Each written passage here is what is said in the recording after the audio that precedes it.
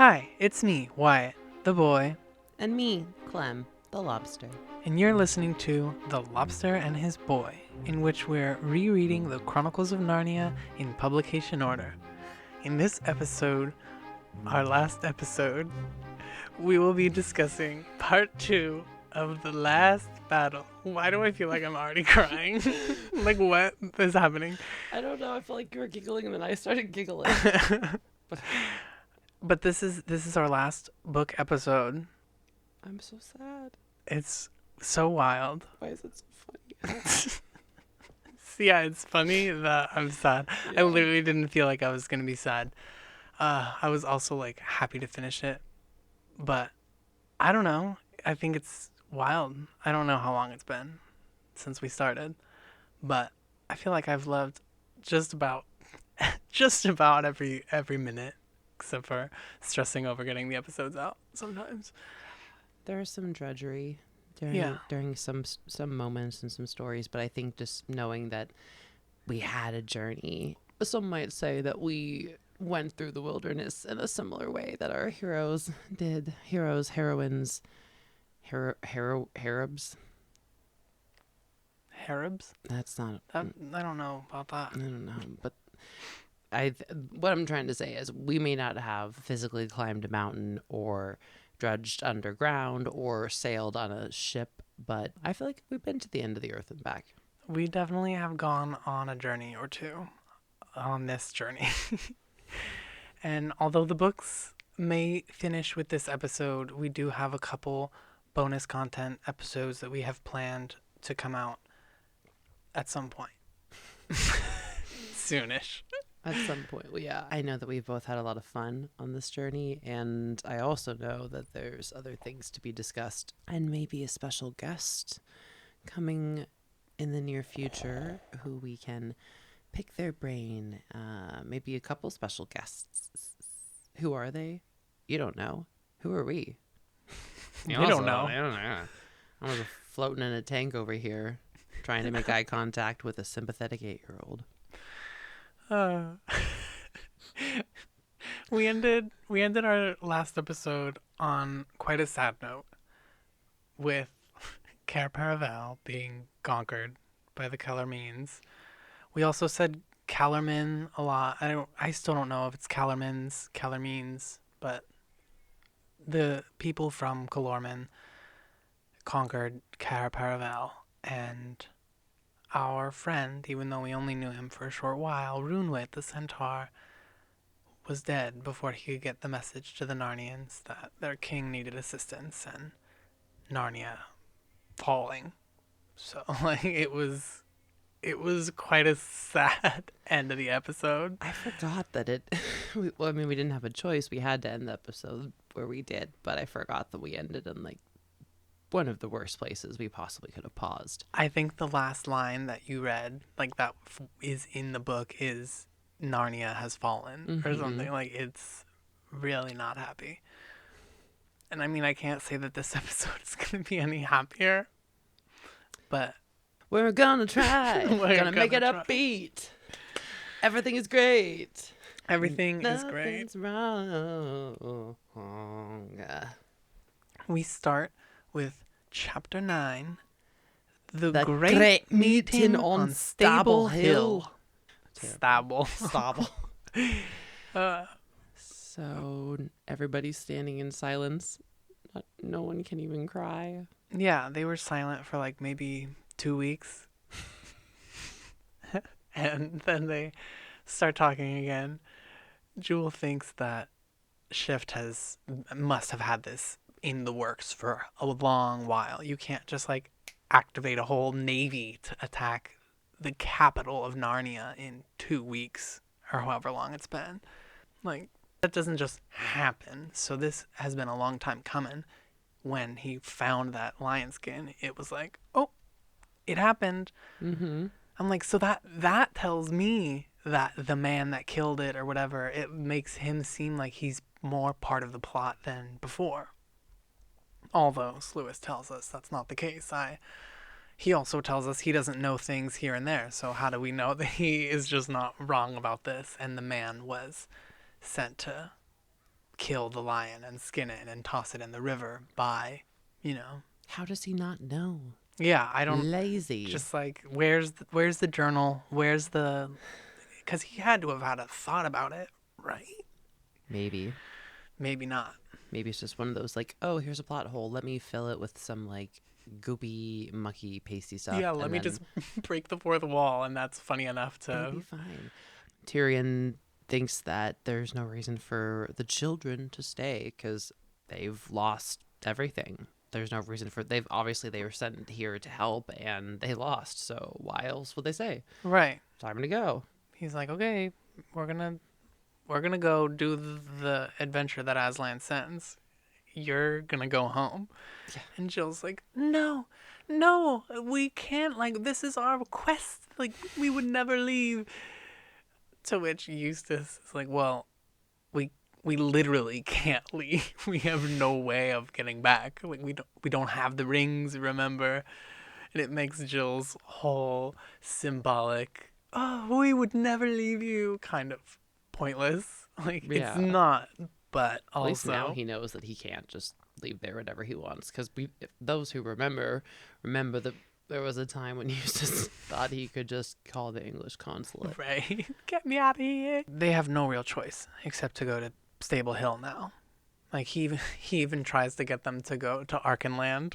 He's like, well, you're not coming with us because there's going to be a battle. So you're going to go to Arkenland. And I think Jewel is the one to point out that if they lose the battle, they're just going to take Arkenland next. So they're not going to be safe.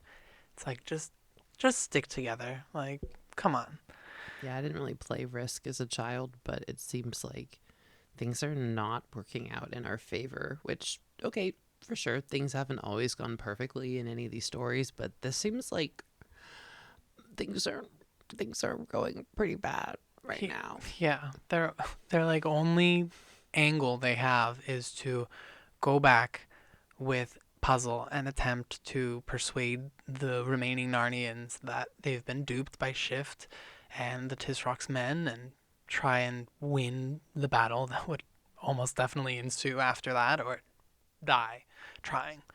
And there's no way to know who's going to join them or who's going to do anything because the dwarves weren't very receptive, but they gotta try.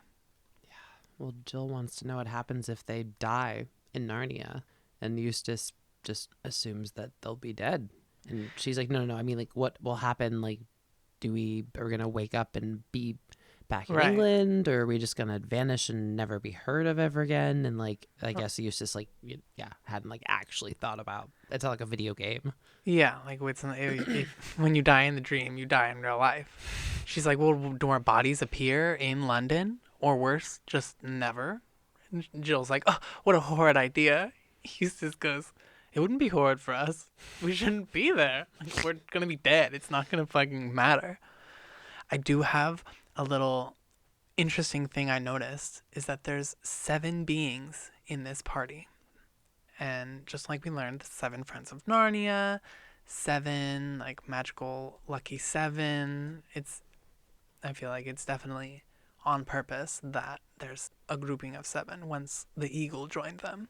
Yep. And fun fact, 7 is my favorite number. Jill has this moment where she almost wishes that they hadn't come in the first place, but she doesn't actually voice the concern. She goes, never mind. And Eustace is like, bro, tell me. And she's like, no, but I take it back. Like, I would rather die here fighting for a free Narnia than to never come back, grow old, and then die anyway. Eustace goes, be smashed up by British Railways. Like, what? Excuse me? What are you talking about?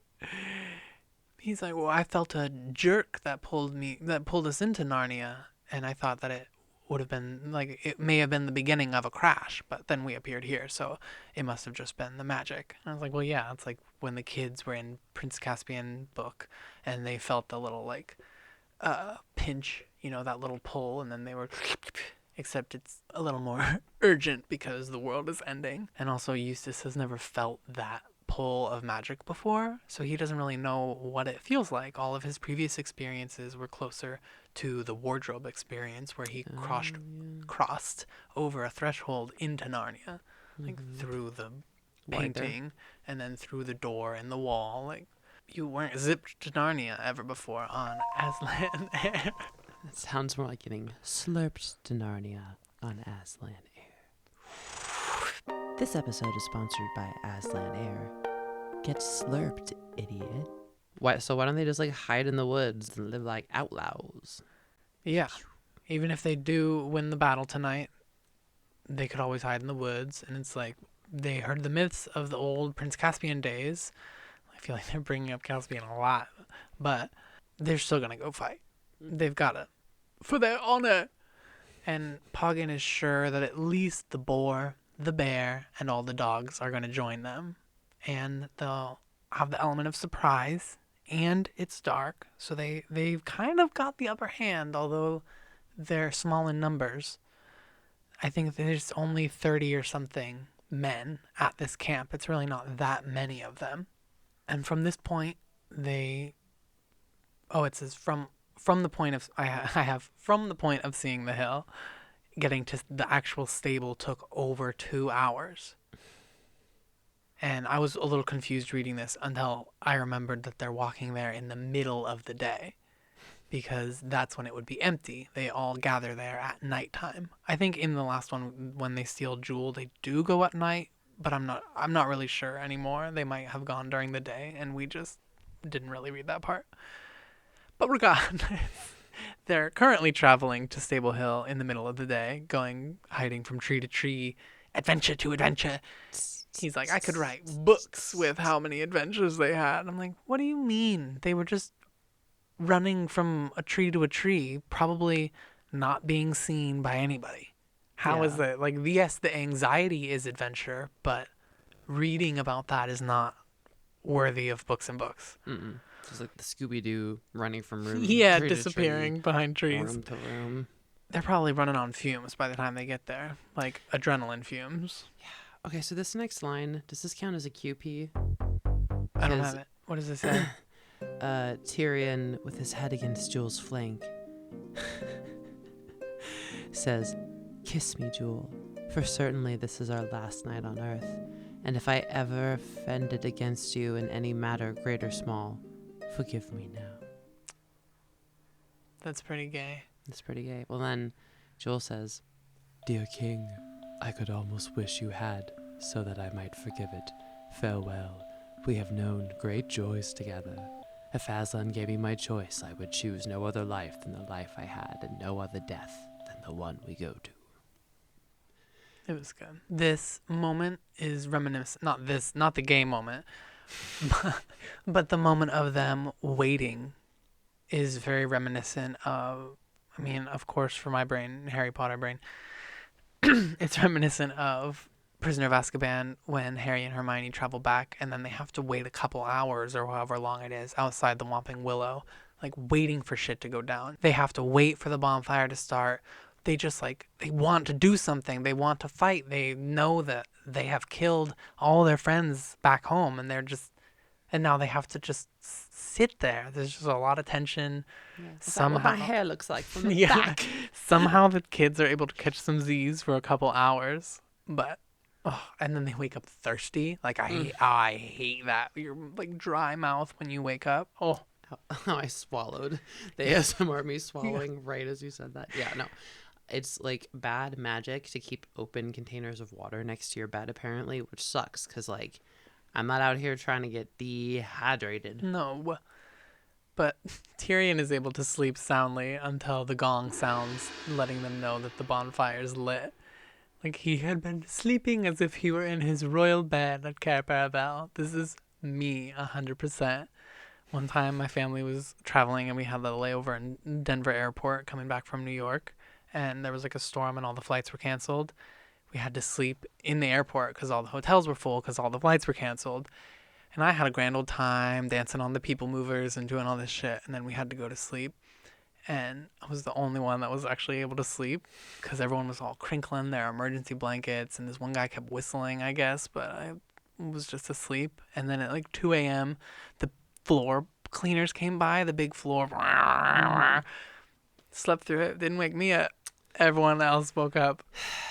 Good for you. Yeah, I know. I am very grateful for it, but also it scares me because like the killer could come and they could break my house, and I would just not know until I'm being stabbed or whatever, I think that or all my stuff is stolen. that like makes you the main character though, because like you wake up in the hospital 28 days later, you know, Yeah. in the middle of abandoned city, or like you wake up and there's a storm outside, and like there happens to be one boat going by that you can like jump into. So like, in case anyone didn't know why it is the main character. Back to our main characters. Our group of seven. They're all waking up. They wake up Farsight, and they wake up Puzzle, but they leave him behind the stable. It says like not without some kind words, just to solidify that everybody's Puzzle's friend now. Like Tyrion is not mad at him. Jewel doesn't hold any apprehension or whatever. Everybody loves Puzzle because he's just a sweet boy. And they go up to listen to Shift's speech. Well, Shift's speech that was given to him by somebody else, probably Ginger. I feel like if Ginger wrote it, it would start with a meow. Yeah, maybe the Rishta wrote it then. Speaking of Rishta, he is walking up with Shift and Ginger, and I don't remember if we've been introduced to him by name, but Rishta Tarkhan is the main Calormene person that's in charge here. And I have a little name origin here. In Sanskrit, Rish means saint or sage, or one who is knowledgeable, and the Da is a Proto-Indo-European root meaning to divide, which also feels like Shift had a kind of to divide meanings. It's like saint, sage, and this is like one of my favorite origins that we've gotten from someone from Calormen yet, because like in their culture they care deeply for like the poets, the knowledgeable people in their land, constantly quoting their knowledge to teach lessons to younger people. And this guy who doesn't really believe in Tash or Aslan, like he's on his own mission of dividing the people. He doesn't give a shit about the Tizrock really. He says to Shift, "Now, monkey, say the words that wiser heads have put into thy mouth, and hold up thy head." He calls him monkey. It's Planet of the Apes. They call them monkey all the time. And they're not monkeys. He's an ape. He doesn't correct them. He doesn't. All he cares, he has a headache. They're not some apes are not nocturnal, and he's old and he just has a headache, and it's probably bright with the bonfire, and I think Rishta like smacks him on the back of the head too or something. But also he sucks. Like you started this. Yep. You did a So bad thing and you lied, and now bad things are happening and you have to lie more. go get coffee. Tyrion apparently is basically like standing in the open, just peeking around the curtains. It's like, oh, it's like a stage, and he's just peeking out. But when they do step out, it'll be, boom, all eyes on Tyrion. It'll be super dramatic. And since he's so close, he hears Rishta tell Ginger to play his part well. So we know some plan is afoot, probably a plan that the ape Shift is unaware of. And he starts his speech. He calls the being in the stable Aslan, and then he gets corrected, I think, multiple times to Tashlan is what Rishta has corrected him on. So now they're calling it Tashlan. Tash and Aslan are one and the same. The blasphemy, the double blasphemy of that is wild. But they don't care. They don't believe in it. It's just nonsense.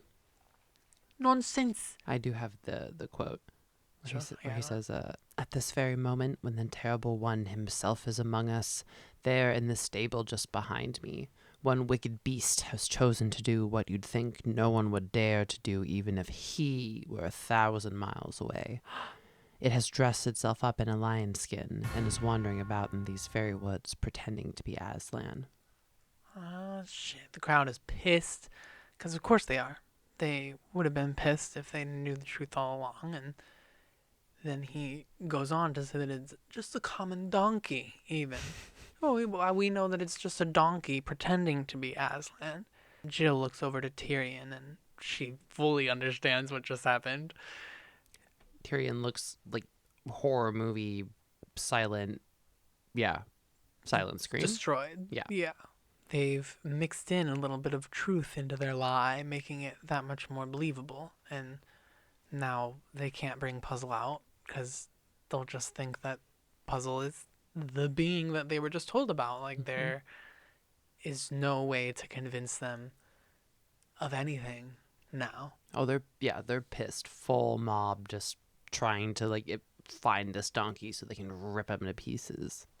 And that's where we end the chapter. I told you it wasn't going to be that happy. We move on to chapter 10. Who will go into the stable? Jill's getting a lot of page time here. I mean, she's kind of earned it. I love it. I love it. She's got a little whispering unicorn in her ear. Tickling her little ears. We're not told what he told her, but she immediately goes to cut the cords of the lion skin off of Jewel, so it's pretty obvious what he told her. But she couldn't really put it anywhere because it's quite heavy, so it also a bit explains why they didn't take it off of him earlier, potentially because it's probably really heavy. I have a note to myself, look up how much of the Wizard of Oz costume weighed, and then I have it. The Cowardly Lion's costume weighed almost 100 pounds and was made with real lion pelts. So that was made with multiple pelts. This is only one, but still, a young girl trying to lift 100-pound skin, loose, dead weight, like, she just kind of kicks it under a bush and hopes for the best. Good girl. Cuckoo. Good girl. Shift keeps messing up his speech, saying Aslan, keeps getting corrected to Tashlan. It could be his headache. He could just be tired. Or maybe he does kind of believe in Aslan deep down, and he wants it to be Aslan in there. But I don't even want to give him that much credit. Tashlan is apparently angrier than ever, and since he's been coming out every night, it's now too good for the creatures, and he's not going to come out anymore. And everyone is like freaking out, upset, because Tashlan is mad at them, and also he's not coming out, so they don't even get to see him. But a voice rings out, laughing, and says, "Hark what the monkey says. We know why he isn't going to bring his precious Aslan out. I'll tell you why. Because he hasn't got him. He never had anything except an old donkey with a lion's skin on its back. Now he's lost that, and he doesn't know what to do." "Ooh, the truth! A truth bomb from the crowd." This was Griffle, the chief dwarf. Rishta chides him for believing they have nothing in the stable, and he's like, "Oh, beware, beware." Don't know what to do. Don't know what to do. Don't know what to do. And they all join in because it's the chief dwarf, and we know dwarfs are very loyal to their chief, as we learned from the Duffel Pods, although that was quite, what's the word? Exaggerated. Oh. Exaggerated. Here's the pivot. Shift says that although Tashlan, look, it's me doing it, although Tashlan won't be coming out anymore, it doesn't mean that they cannot go into the stable to see him. But they're like, you just told me he was angry as fuck. Why would I want to go in there? You told me he ate the king. Now you're telling me he's mad and he doesn't want to come out and see us? Wait, he ate the king like Tyrion? That's what they said. That's what she said. That's what she said. The bear doesn't understand. The sweet bear, he doesn't understand. But all the other creatures are excited. Because the bear's like, "What, but I thought you just said." And then all the other creatures are like, "We can go see him face to face, and everything's going to be nice, everything's going to be okay." And the crowd rushes forward to go see their sweet Aslan. But Shift stops them. They can only go in one at a time. Duh.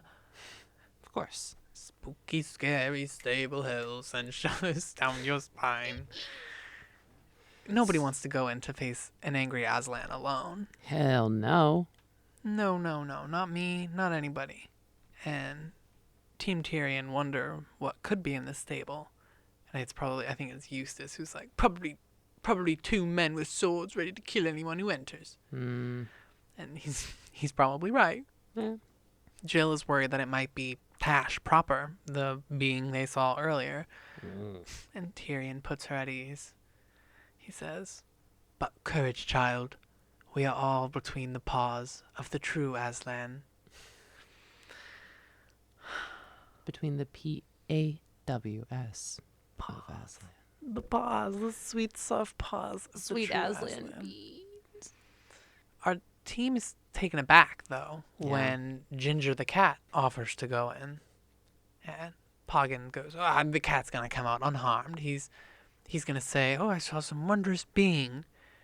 And Ginger does walk up, cool as a cucumber, because he's in safe hands. He's definitely had some sort of communication with the Tarkhan. Mm-hmm. But almost instantly after coming inside the stable, Ginger runs right back out, almost knocking Shift over. And I did a little side note. I don't think that Sluis has called Shift by name in like a couple chapters. I feel like he's only referred to him as the ape, and I guess it works. He is the only ape in all of Narnia, but it felt like a little degrading, and I don't like him, but I still want to call him by his name. But Ginger runs through the crowd, and they all run out of their way, because if you've ever seen a cat scared running, you don't want to be in the way, because it will run up you, over you, and off you. Mm-hmm. Yeah. The animals were getting knocked out left and right until he dashed up a tree, whisked around, hung his head downwards with his tail bristled out like it was nearly as thick as his whole body, which I call full puff. Full spooky puff. Spooky puff mode, and his eyes big dishpan saucers. Green fire. So, double spooky, dishpan, full puff, Halloween. And meowing, like very upset meows, which up until now hasn't been their number one form of communication because they're a talking cat. So the captain says, "Hey, stop that. Like, tell us." Yeah. Like, none of this meow, meow, meow, meow. Tell us what you saw. And the cat just keeps screaming, like, And you can see like a wave of fear go across the crowd as they all kind of feel like he is trying to speak to them, but he's just unable to now. And I got shivers when I read it. Like, that must be terrifying. Yeah, the captain even asks him, like, "Art thou not called a talking beast? Then hold thy devilish noise and talk." And he can't, but he continues meowing and starts looking less and less like a talking beast and more like a regular old tomcat from London World. Whatever was in that stable turned him back. And from this point on, Ginger is no more. I think he does get mentioned once more as Ginger, but he's almost only referred to as the cat from now on, which is kind of interesting because it makes a little more sense as to why Sluis is maybe calling Shift just the ape, and also how at certain points in The Magician's Nephew, like, he stops calling her the queen and starts calling her the witch. It's like at some point they cross this moral threshold and lose their right to a name in his head. Are there name changes like Shasta, Right. Core? When he levels up and becomes the prince. Yeah, he does. Even We do love a what name Frank change. from the Cabby, I don't think he gets a name. I think he's just the Cabby. And then he becomes King Frank. Frank. Frank and Helene. Sometimes, you grow into your name, you grow through your name, you grow out of your name, and then you need a new one, like Steve. Oh, we love Steve. We love a Steve. I don't think I know a single Steve. I do. Good for you. Also, it could be like the characters stop acting like humans and start acting like animals. Like, they're not using their humanity that was gifted to them. It's not that they're not using their ability to speak, but they're not acting like, quote, talking beasts. They're acting like animals. Dog eat dog world kind of energy. Well, now everybody is fucking freaked out, especially because Ginger just disappears up into the tree and then no one ever sees them again. Never to be seen again. Never. The boar calls out what they all what we just discussed, that he's returned from his old form to non-talking animal, just as Aslan had warned them all the way back at the beginning of the world, and where all their parents probably told them, if you misbehave, Aslan's gonna come and he's gonna turn you back into a regular cat or whatever. If you don't clean your room. I'm sure they did. I wish that my punishment was getting turned into a cat by Aslan. Sounds awesome. Now nobody wants to fucking go in that stable, and they're like, no, shift, just shift, please talk to Aslan for us. Just please don't make us go in there. Everyone's scared, and then a clear, ringing voice from the left of the crowd that Tyrion knew at once belonged to a Calorman. Right, because he calls him father, and in the Calormene ranking, common soldiers call their officers master, but officers call their senior officers father, because there's a little more respect or something. I don't really know.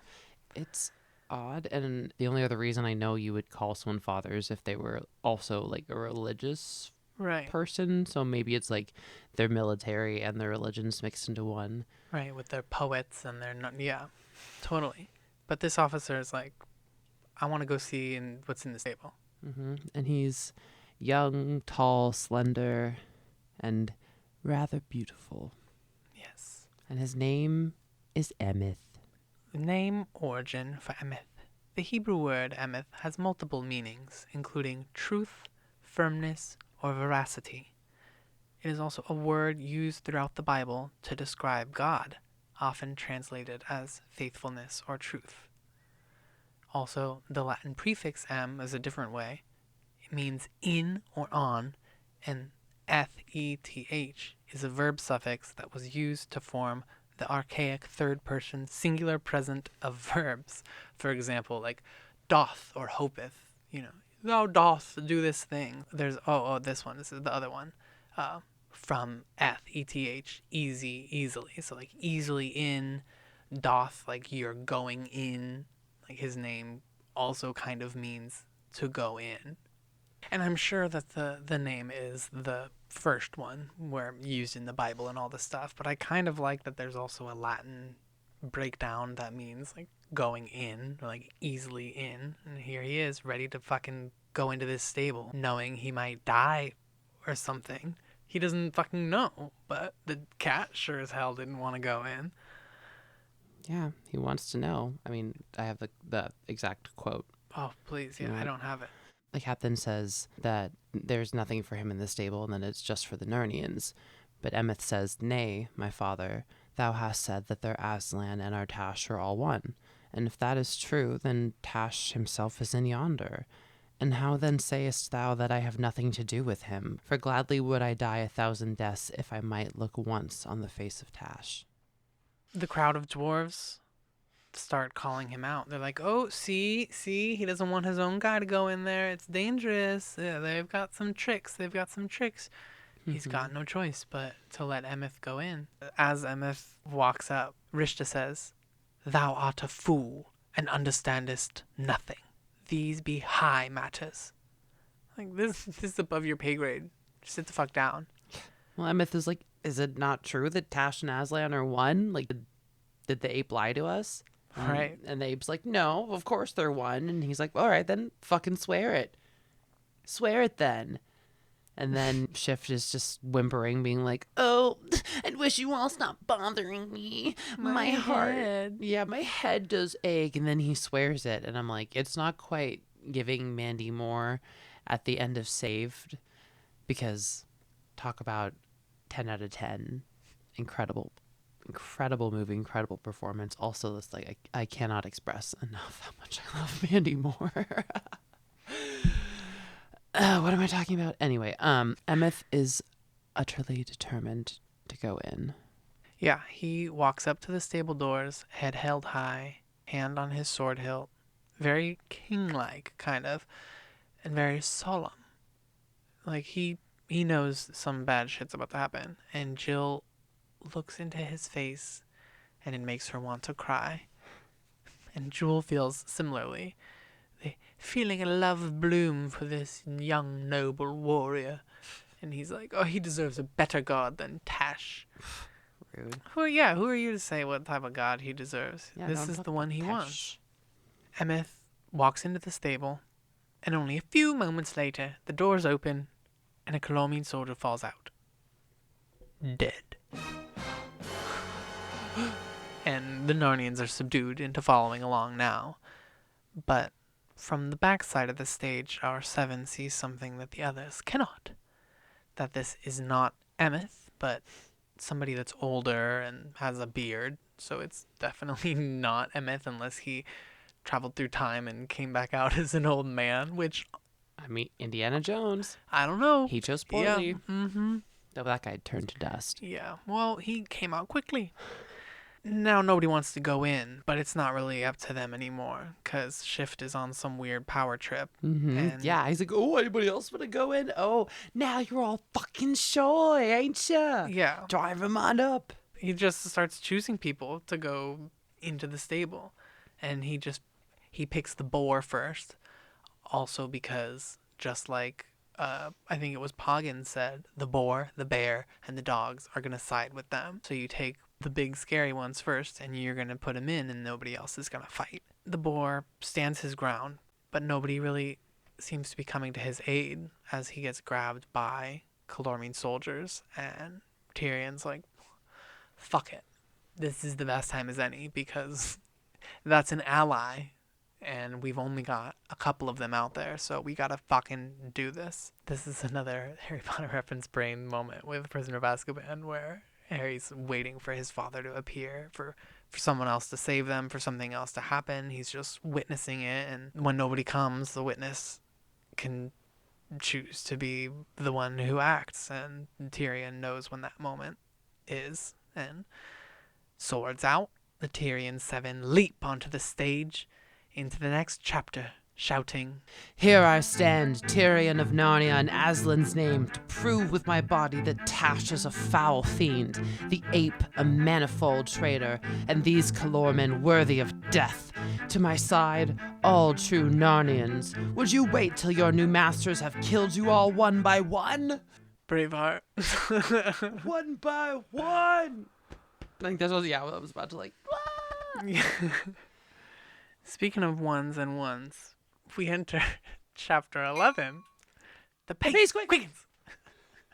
Like how they're both quick, but different types of quick. That was good. I did actually think about that, like, when I read that. I was like, okay, because I normally never really think about how I want to do it, but when I saw that, I was like, it'd be really funny if I just, like, NASCAR. Yeah. The one time I think of a bit. And we jump straight into the action. Quick as lightning. Tyrion jumps with his sword wha-cha, at Rishta, but Rishta's also a good fighter and jumps out of the way of the king, knowing that he can't take on the king, the dwarf, the eagle, and the unicorn all by himself. He's not that cocky. I mean... And because he's got some experience fighting eagles, but his father told him the danger of fighting a unicorn without a long spear. So he's like, support, I need support, he says. To me, warriors of the Tisrock, may he live forever. To me, all loyal Narnians, lest the wrath of Tashland fall upon you. Like he's still, may he live forever. Sorry, I had to write down eagle fighting experience. That's great. That's a good song title. And Shift is not quite as quick to action because he's tired, he's got a headache, he's old. So instead of Tyrion fighting Rishta, he just pivots to Shift, grabs him by his hair, I guess, or maybe his little red dwarf jacket, and throws him into the stable to taste his own medicine. Yeah, where there's a strange noise, a clucking and screaming as if it was the hoarse voice of some monstrous bird. No. No. For our scared Narnians, this is confirmation of Tashland's existence for them, and all hell breaks loose. Wait, what do you think the nerds... What do you think the monstrous bird sounded like? Oh, I'm scared. That was scary. I mean, yeah, I don't really know what it sounds like, but I thought it was just like a giant chicken or something. fucking hey hey from Moana. Farsight, being an eagle, notices something that nobody else does. That Rishta Tarkan's face is scared as everybody else when all that clucking and earthquaking and flash of light shit happens, because he just expected probably somebody in there with a knife or something, not like Yeah.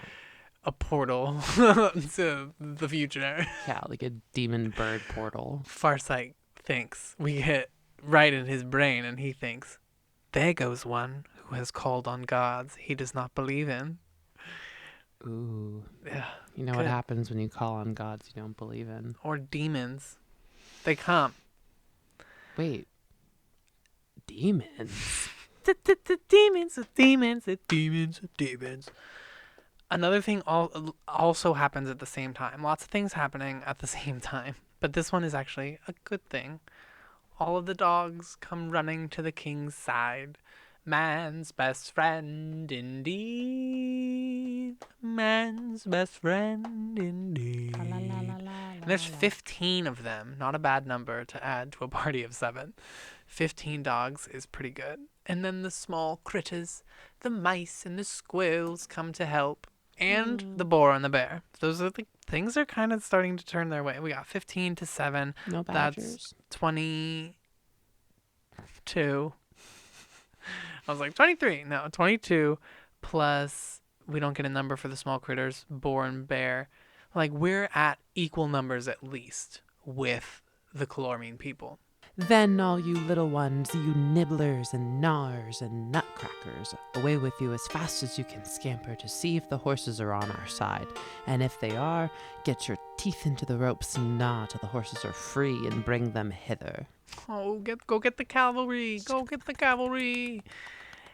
Rishta's also giving his orders at the same time, telling his men to capture them alive and throw them into the stable, and then when they're all in, we're gonna light it afire as an offering to Tash.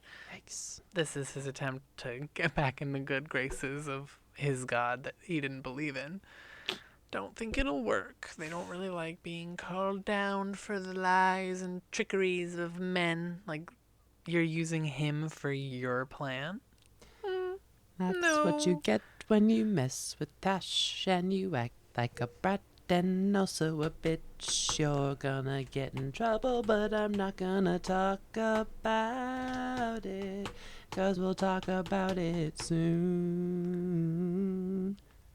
My heart was like pounding during this scene. It's because we don't really get popped out above their head or seen through a magic crystal ball. Like, we're there with them going through it, although it's still like they don't really understand what's happening. Would you believe that Eustace is nervous?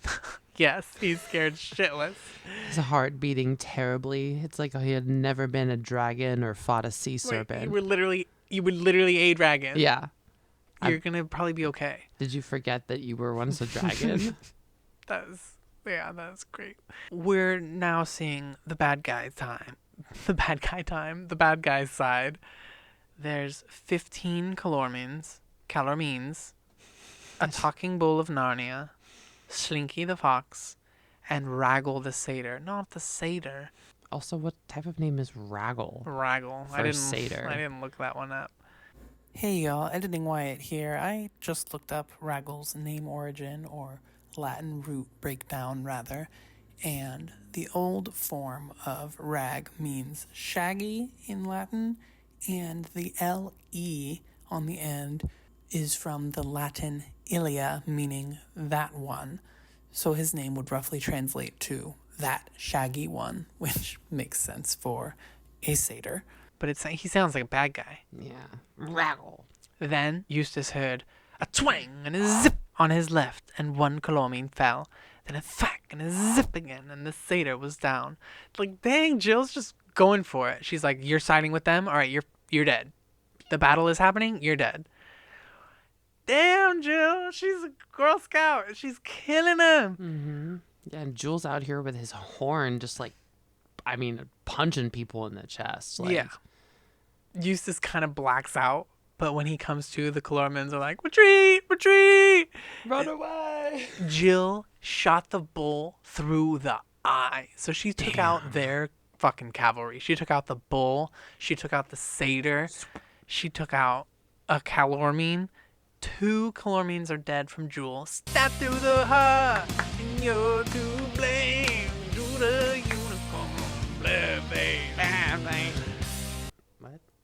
And Tyrion only killed 1, but good on you. And the fox is dead, laying at Eustace's feet, and he wonders if it was him that killed Slinky. But we'll never know. But the true Narnians had their share of losses too.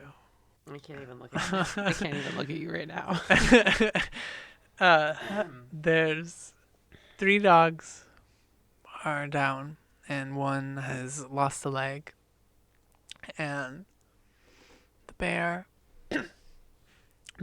is laying on the ground, softly saying, I don't understand.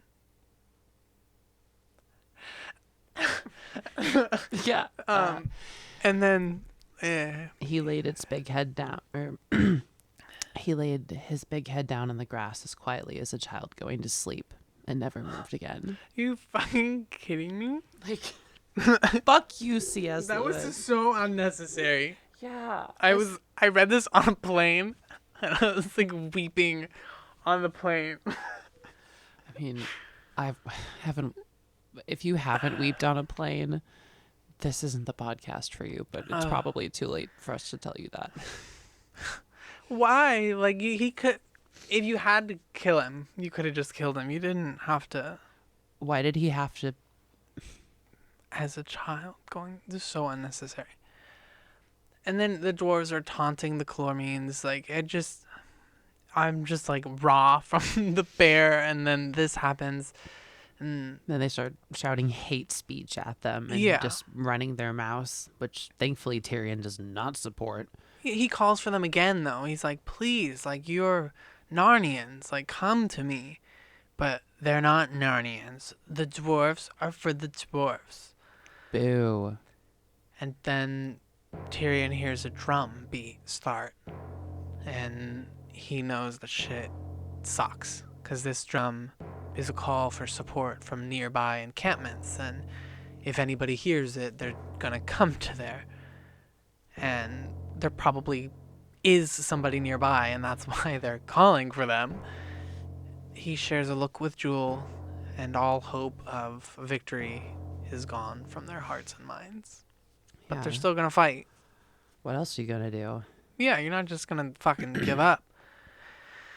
I'm fine. Hang on a second. We see that some Narnians are still joined with the Calormenes, probably mostly due to a real honest fear of Tashlan, but clearly a lot of people had snuck off during the fighting into the woods because there's not that many people left. And we hear another sound begin to meld with the drums, but it's not more drums, it's the sound of hooves running up to them from the river. The cavalry of horses, over a score, which I think we figured out is like 15 or 20. Not so there's 500. No, not 500. So there's maybe like 30 or 40 horses running to their aid. And right as Jill, Eustace, and Poggin go to cheer, their excitement dies in their throats as the horses start to die as well.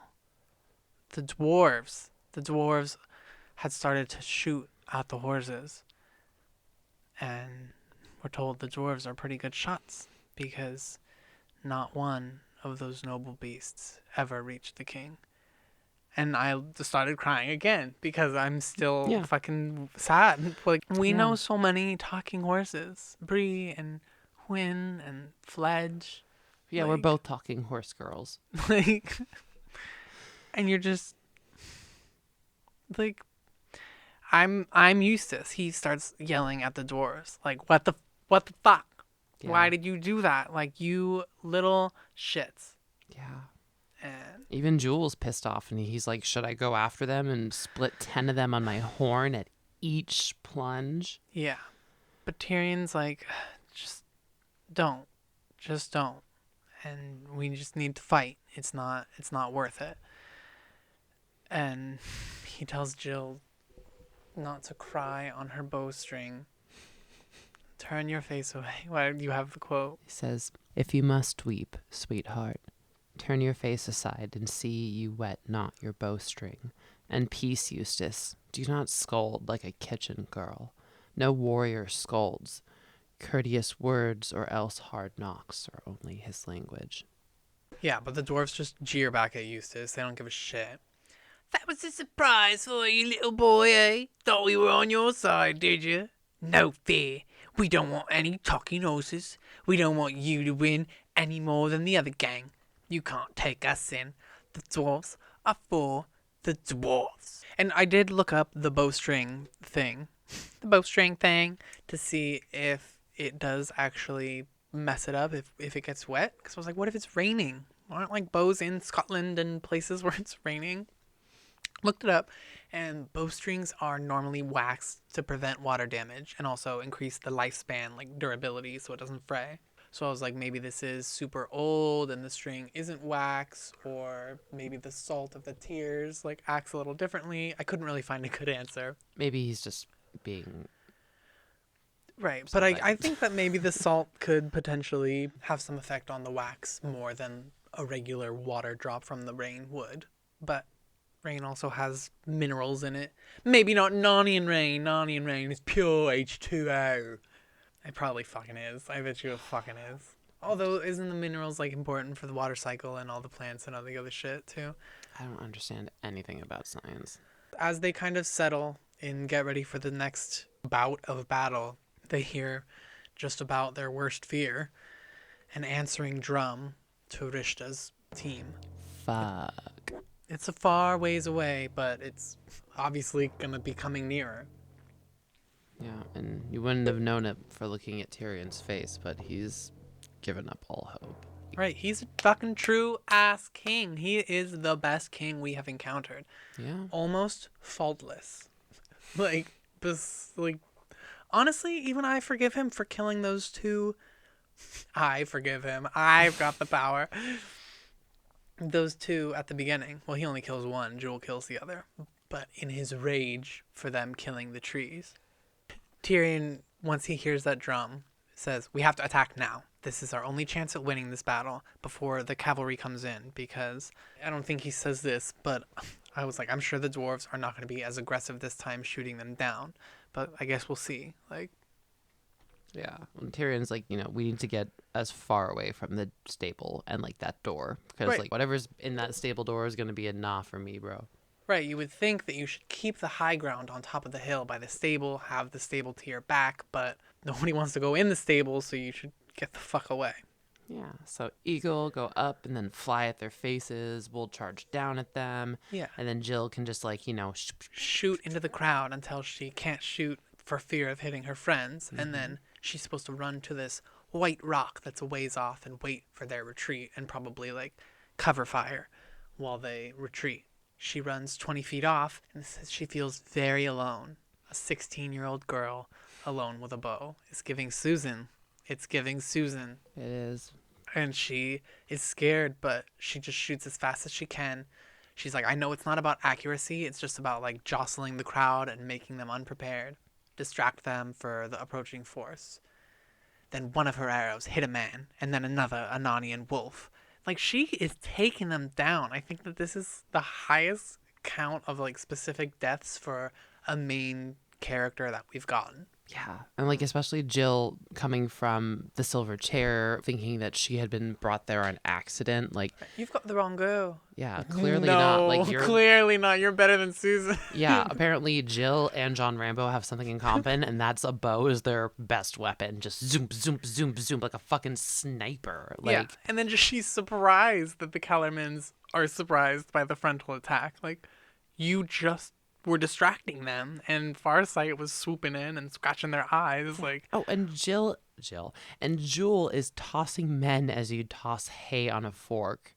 That's got he is, just blood. yeah, Blood covered, face. yeah, like a blood covered unicorn. Like that is so wild. fucking metal. It's badass It's as so fuck. brutal and metal. And then a horrible cold shock for Jill when she notices something strange. Right. The Narnians are cutting through the unready troops, but the numbers never seem to lower, and in fact, they're growing in numbers. Yeah. And New Calormen are running up from every side with they've got spears. Not Britney Spears.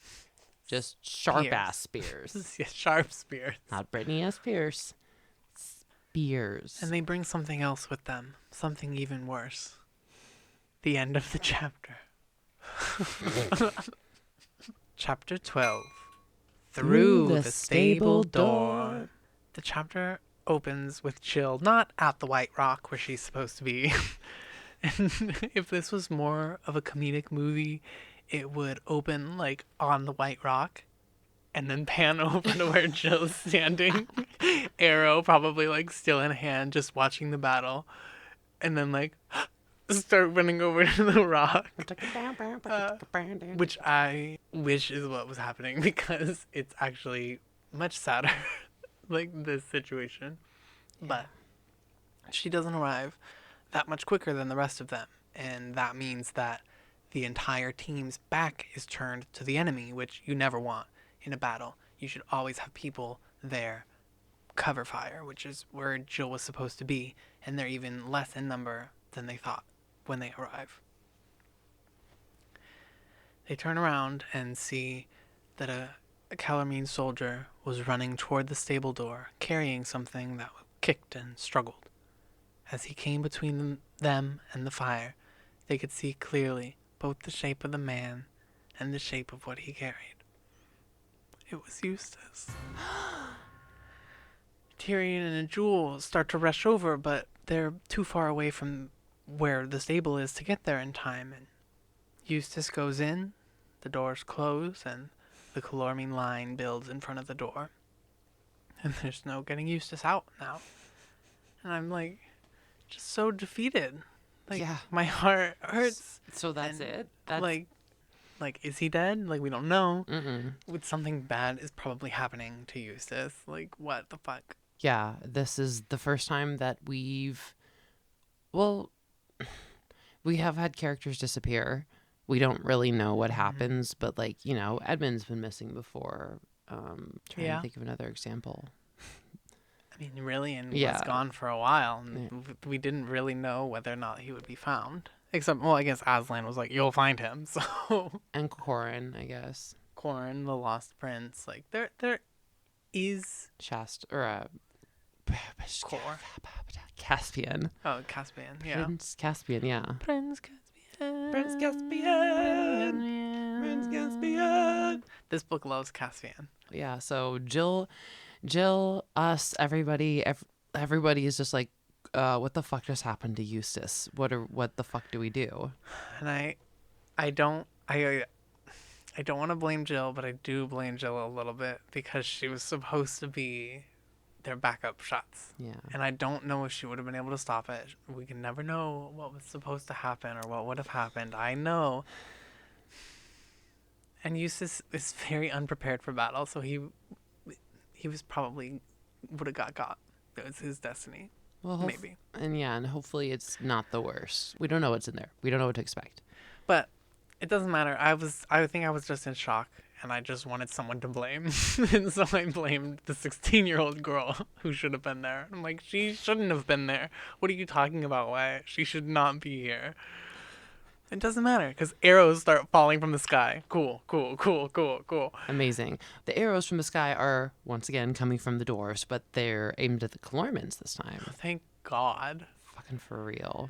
Like, I also was like, I don't give a fuck. I need to know what happened to Eustace. What happened to Eustace? And they don't tell us. They tell us that Rishta tells 30 men to come with him to attack the Earthmen, the dwarves. And the dwarves didn't really think that, or remember that the Calormenes would have armor. The horses didn't, so they fell easily. But it wasn't a one-shot down for every soldier here. So they go and fight over the hill, and it's kind of described a little comedically, at least in my head. It was like dust and armor gets tossed up behind the hill because they can't really see what's happening. But it didn't last long, and 12 Calormene come back, including Rishta, with 11 dwarves tied up. And it doesn't say what happened to the rest of them. Yeah, says we will never know if they got away or if they were killed or what. Yeah. We will never know. Oh, I love the description of the bonfire at this point. The fire had sunk lower. The light it gave was now less, and of a darker red. It reminds me of Charn, like the dying sun, the light that gives no warmth, the end of days, an omen of what's to come. Once the dwarves are all, what did you say? Tossed and kicked? Flung or kicked. Flung or kicked. Like gnomes, like tiny creatures. They're people. They're dwarves. They deserve to be tossed like regulars. Tossed in, the Rishta and his men do a little chant to praise Tash. Do you have it? Tash, Tash, the wonderful Tash, or something? It's Tash, Tash, the great god Tash. Inexorable Tash. Are you looking it up? Yeah. Impossible to stop or prevent. Impossible to stop or prevent. What is the word? God's plan is ineffable? Yeah. Yeah, it's basically that. Okay, I get it. Inexorable. Inexorable. Inexorable. Inexorable. Inexorable. Not the boar worms. It doesn't fit in the Inexorable. Yeah, it's such a weird. Inexorable. Inexorable Tash. Inexorable. Inexorable Tash. Inexorable Inexorable Tash. Inexorable Tash. We don't mean it Tash, though. The great god Tash. Inexorable Tash. Okay. And during this respite, the kids and creatures found a trickle of water behind this white rock, and they're able to get a little drink. Poggin's like, there's no way to get out of this.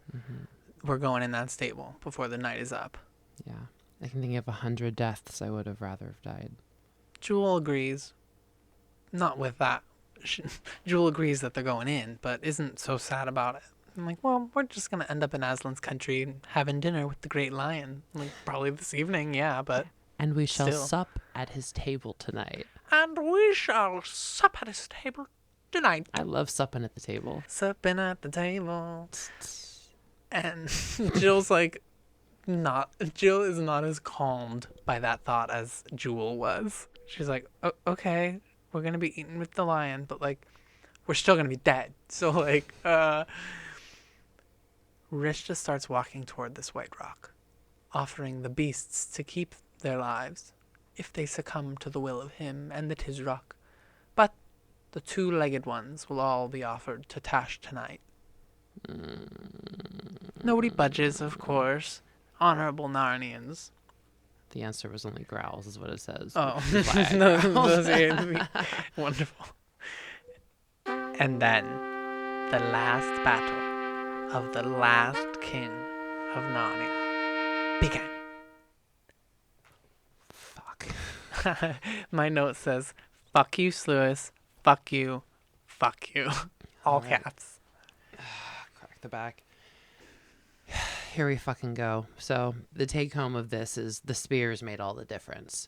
The Calormen had spears, and the Narnians did not. At the beginning of the battle, the Calormens didn't have spears because when they were in Narnia, they were trying to pretend they were just there peacefully. It was very simple. It's very much giving the Nazis in England and in France peacefully adding to the economy, being super chill, hanging out. Merchants. And then they cut down all the fucking magical trees. Yeah. Anyway, so they got spears. And if you're a boar, you've got your tusks and the unicorn has its horn, but like it's very easy to get spirited. That's all they get. This line is all they get. For their death. One spear. With a long spear, you can kill a boar before you are in reach of his tusks, and a unicorn before you are in reach of his horn, if you are very quick and you keep your head. And now the leveled spears were closing in on Tyrion and his last friends. And that's all you fucking gave Jewel for his death? Are you serious? I am about to pull this whimsical bones out of his grave and demand answers for Jewel. He was going to take his last breath with Tyrion. They're brothers. They should die together. Not on some fucking toss aside note. oh, but blah, blah, blah, and then the unicorn is dead. I'm mad. I'm mad. And we do get a little Jewel mention after this, but I don't think that it is in chronological order because we get the POV change from Jill to Tyrion, so we don't really know exactly when it happens. Because he sees the boar go down, Jewel is fighting beside him, and then he notices Jill get dragged away. But he's also like using his whole brain to stay alive, so he just like keeps moving and can't look and keeps bobbing and weaving and ducking and dodging and diving.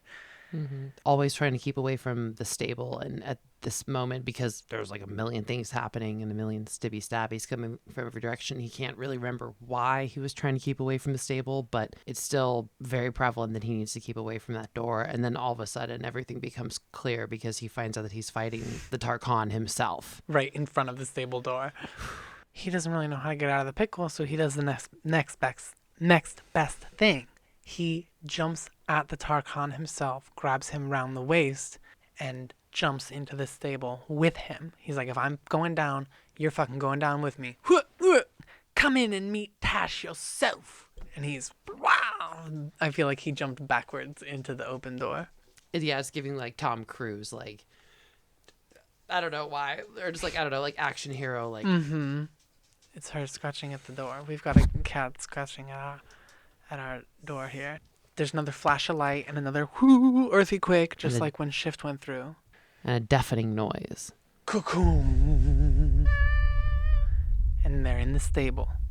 Except the stable ain't that dark. It's actually blindingly bright. Like, I mean, it was nighttime when they left, so you're walking out of the movie theater after your matinee at 4 p.m. You're like, oh, fuck, it's bright and hot. Yeah, blinking, and Tyrion whips around to look at the Tarkhan, but the Tarkhan is face down on the ground with his hands out in front of him. He doesn't give a shit about Tyrion. Yeah, I'm guessing like a downward dog kind of prayer pose is what I'm assuming, because it turns out that they're not in there alone, because a terrible figure is coming towards them.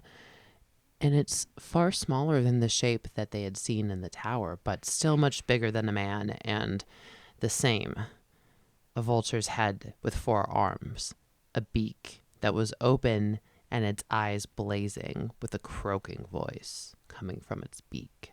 Thou hast called me into Narnia, Rishta Targan. Here I am. What hast thou to say? No, no. He doesn't say anything because there's fucking nothing to say. And Tash just snatches him up in his upper right arm. Remember, he's got 4 arms. Tucked into the armpit. And he starts eyeing Tyrion like, you know, and he has to turn his head to the side all fucking spooky because he's got a bird head. But then another voice speaks. From behind Tyrion, strong and calm as a summer sea, saying, "Begone, monster, and take your lawful prey to your own place. In the name of Aslan and Aslan's great father, the Emperor over the sea." The hideous creature vanishes with the Tarkhan still under its arm, and then Tyrion turns around to see who's speaking. 7 kings and queens standing in front of him. He goes to bow most graciously. And then the youngest queen starts laughing at him. And I was like, wait, I think I know what's happening. It's Jill Pole, Queen Jill. Wait, Jill's there? I think. Wait, is she like in her little like? No, she's fresh as daisy. She's fresh as a daisy, and somehow she look older, but also not older at all. Just look like all cleaned up, so yeah, no longer in her like war-torn She's battle not bloody, gear. muddy, and Yeah. blah. But she's fancy, schmancy Narnian garb. Speaking of Narnian garb, this episode is sponsored by Narnian garb. Oh, and the Narnian garb is very comfortable. You're not going to find any spandex, latex, or anything unnatural fibers here. Yeah, no starch or flannel in Narnia. No.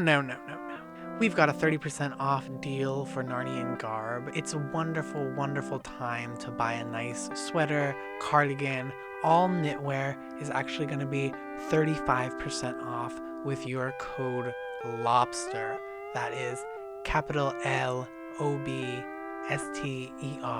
lobster, and you will get 35% off of any knitwear at Narnian Garb. Interdimensional shipping will cost extra. If you named your company Narnian Garb and it was like all one word, do you think you could get away with it, or do you think you would get sued? Well, what if you pronounced it Narnian Garb? You could capitalize both ends, so it's like Narnian. I guess the first two ends, not all. Yeah. Yeah. The first and last would be cute though, like aesthetically. Narnia. Narnian Garb. Where were we? We're jamming my frequency. Thank you so much, Narnian Garb. I'm sorry we ruined your little ad space there, but I hope you forgive us, because I'm definitely going to be buying another cardigan. Sire, said Jill, coming forward in a beautiful curtsy, let me make you known to Peter, the High King over all kings in Narnia. She's talking like a queen already. Boom. Okay. Shifted. Fancy. What did she say? Let me know you to meet him. What did she... Let me make you known to let me make you known to Peter, the High King. And Tyrion says, High King, you are welcome to me. Then Peter raises him and kisses him on both cheeks, which I think that means like he was kneeling and then not like he raised him up. Yeah. To stand on mountains. And he immediately feels self-conscious because he's standing in front of these beautifully dressed kings and queens of Narnia. And he himself is a king of Narnia. But then he looks down and he's a fancy boy, fresh and pressed. Yeah, and Polly's there, but she's not old. She's older, but she doesn't have any gray hair. She doesn't have any wrinkles. She's just giving like what I assume Meryl Streep looks like every morning when she wakes up. Oh, yeah. Just perfect. Of course. Sir, this is that Lady Polly who came into Narnia on the first day when Aslan made the trees grow and the beasts talk. And then a man with a golden beard standing next to him is introduced as his brother, King Edmund. And then introduced is his sister, the Queen Lucy. Sir, if I have read the chronicles right, there should be another. Has not your majesty 2 sisters? Where is Queen Susan? My sister Susan, answered Peter, shortly and gravely, is no longer a friend of Narnia. Excuse me. What? Excuse me. What? I said, before I go off, let's hear what they have to say, I guess. Eustace says, yes. And whenever you've tried to get her to come and talk about Narnia, or do anything about Narnia, she says, what wonderful memories you have. Fancy you're still thinking about those funny games we used to play when we were children. Oh, Susan, said Jill. She's interested in nothing nowadays except nylons and lipstick and invitations. She always was a jolly sight, too keen on being grown up. Yeah, and Polly says, grown up indeed. This is worth quoting too, I guess. This is all, like, important, because, like, where the fuck is Susan? And this is the only time, I guess, they are really going to talk about her. Lady Polly says, I wish she would grow up. She's wasted all her school time wanting to be the age she is now, and she'll waste all the rest of her life trying to stay that age. Her whole idea is to race on to the silliest time of one's life as quick as she can, and then stop there as long as she can. Damn. Like, damn, you're reading her for filth, just spilling all the tea to Tyrion right now. I guess. And also, like, so what that she likes lipsticks and wants to go to parties? She likes lipsticks and wants to go to parties. Also, like, why? Yeah, I don't understand why. Like for just like for the sake of the story, why? Yeah, why can't she come back? What do you have against Susan? And it is said that he had more planned for her storyline, but then he passed away before he could finish it. But I'm not really sure if I believe that. Like there was. I would like to believe that, like another book, but I'm like, but no, he had his 7 books, but like the follow-ups of yeah, Narnia. like an epilogue that follows up with Susan. The Magician's Legacy. I mean, actually, that's. Can we write it? Yeah, sure. After she knew she was never going back, it became easier for her to believe there was never such a place.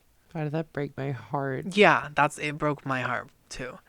So I found this quote somewhere. I didn't cite my source, I'm sorry, but I found this quote talking about Susan and her not going back to Narnia.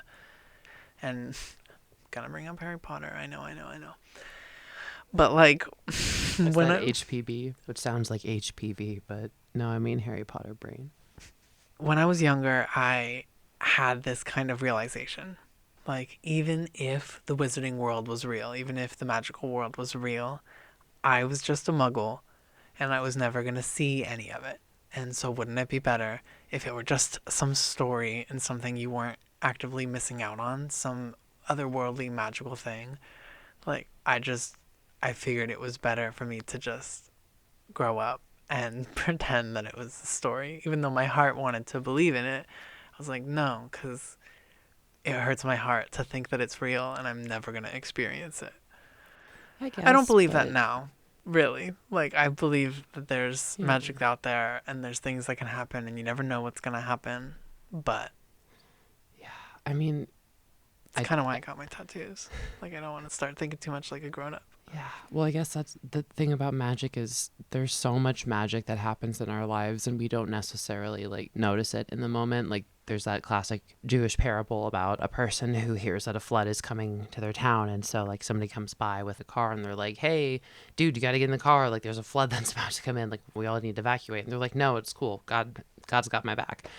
And then it starts to flood and the waters rise and somebody comes by in a boat and they're like, dude, get in. We need to get out of here. The town is flooding. And they're like, no, go ahead. Like, I'm good. God's got my back. And the water levels rise and they have to get up on the roof and then a helicopter comes by. Maybe this isn't that old. And they're like, you need to get up now. There's no other options. Like, you have to go. Otherwise, you're going to die. And they're like, no, it's fine. God has my back. Don't worry.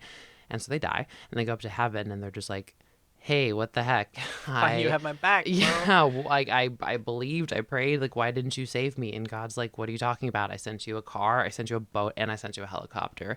And so I think the magic in our lives, like, yeah, it might just be like a old person being cute and catching you off guard and changing your mood for the day. It's all like a butterfly effect of magic, I think. So like Totally. although we don't necessarily see it as Narnian level, maybe overall it's Narnian level. And then we get to hear about magic happening for other people. And I think that's pretty cool too. Yeah. Fucking Pisces. Well, let's not talk about that now, said Peter. Peter says, look, here are some lovely fruit trees. Let's taste them. And for the first time, Tyrion like looked around and he realized that this was a very queer adventure. Queer point. That's a Ding, queer ding, point. ding, ding. And that queer point will take us into the next chapter. Chapter 13. How the dwarves refuse to be taken in. Okay, so Tyrion and I had thought we were inside a nice little thatched stable that was like pretty small. Lewis says 12 feet long, 6 feet wide. But it actually turns out that they're standing on grass. And the sky above them is deep blue. And there's air gently blowing on their faces. And it's like a nice day in early summer. So no longer in a stable. And then not too far away is like a grove of trees. And everything just seems like beautiful, leafy. Yeah, like gold and yellow and purple. And there's these like glowing red fruits. Normally to me, I would think warning, but at this point, it's like, no, this is fine. And like the fruit is, quote, the fruit that made Tyrion feel like it must be autumn, but there was something in the feel of the air that told him it could not be later than June. So I'm thinking they're probably like an apple, you know, a tree plant that produces in the fall, but then the weather is like really nice. So it's like the best of both worlds. I was thinking like a pomegranate. I don't know when the season is for that. I feel like it's definitely not summer, but yeah. Well, I mean, initially I pictured fucking toffee tree, to be honest. Faint yellow, purple, glowing red fruits, just like a soft fruit. But yeah, and well, yeah, and everyone's like, let's eat it. But of course, this is no one's first time in Narnia, and Peter literally calls it out, fucking mind reader, like, okay, I know what we're all thinking, but I'm pretty sure we don't need to worry. Like, I think that we've gotten to the country where everything's allowed. And so they all eat the fruit. And then we get a very confusing description, because if you don't know how you're going to describe it, why give us such vaguities? But Yeah. Sluis says, deadass, what was the fruit like? Unfortunately, no one can describe a taste. All I can say is that compared with those fruits, the freshest grapefruit you've ever eaten was dull, and the juiciest orange was dry, and the most melting pear was hard and woody, and the sweetest wild strawberry was sour. And there were no stones, no seeds, and no wasps. If you had once eaten that fruit, all the nicest things in the world would taste like medicines after it. But I can't describe it. You can't find out what it tastes like unless you can get to that country and taste it for yourself. Okay, so we'll never know, is what you're saying. Mm-hmm. Boo. Boo. At least, like, give us something, not just a wide variety of fruits that it will never taste as good as it. Mm-hmm. Like, I don't know. And You're a writer. Write something. Yeah, figure it out. And it says, when they had eaten enough. What's enough? Like, how... How big is it? How Yeah. many? A handful? Are they small? Mm-hmm. But now Eustace is like, wait a minute. How... You haven't told us how you got Yeah, here. like, wait, did you use the rings? Like, what the fuck happened? How are Yeah. you here? Mm-hmm. So Pete and Ed go to tell their story of how they came here. They were waiting at the station for the family. And Edmund thought it was funny that they were having this, like, secret magical ring meeting because the Pevensey parents were actually on the same train. Edmund knows a lot about trains, except he was giving Eustace all that shit for knowing about steamboats and all the other things. Like, you've got a weird special interest too. Hush your mouth. Yeah, neurodivergent cousins. Shut up. Peter mentions that he and Edmund were standing on the platform, and when the train was coming in, it seemed like it was taking the bend a bit too fast. And they didn't really think it had anything to do with Narnia. And the fact that their parents were on the train didn't really have anything to do with them coming to Narnia, because they were just on their way to Bristol, but they had heard that they were going that morning, and so Edmund... Oh, this is, yeah, what you're saying. Okay. And after Peter is talking about the weird turn of the train, Edmund says, "It wasn't at all like the other times when we were pulled out of our own world by magic. There was a frightful roar, and something hit me with a bang, but it didn't hurt. And I felt not so much scared as, well, excited. Oh, and this one queer thing. I'd had this rather sore knee from a hack at Rugger. I noticed it had suddenly gone, and I felt very light, and then here we were." That's a queer point. Yeah, that's another queer point for the roster. And Lord Diggory, wiping the last traces of fruit from his golden beard, said that it was kind of the same for them in the railway carriage, and felt like that he and Polly had felt like they'd been unstiffened in a way that us youngsters wouldn't understand. They don't feel old anymore. Mm-hmm. And Jill's like, well, you don't look very old. You don't really look much older than I am. And she's older than herself, so maybe they're like 40 and she's like 19 now or whatever. Yeah. Yeah, Lady Polly says, well, if we aren't, we have been. Yeah. We've been old. We know what old is. I guess nothing has happened since they got here. Like, or, If they've had time oh, wait, to, no, like, sorry. A lot has happened since they got there. Oh, since the Pevensies got there. Yeah, yeah. They start explaining what they've witnessed. Mm-hmm. Peter says, we saw the door open. The door. The door! We came in by the door. Tyrion's like, what door? What are you talking about? It's a door that they came in, or the door they came out of. Yeah, Peter asks if Tyrion had forgotten. And this reminds me of The Wood Between the Worlds. And they all have probably know all of the information about each other's previous Narnian trips at this point. So Peter would know about the Wood Between the Worlds and how it made Diggory and Polly forget themselves. So he could be asking legitimately, like, did you forget? Like, are you feeling some type of way?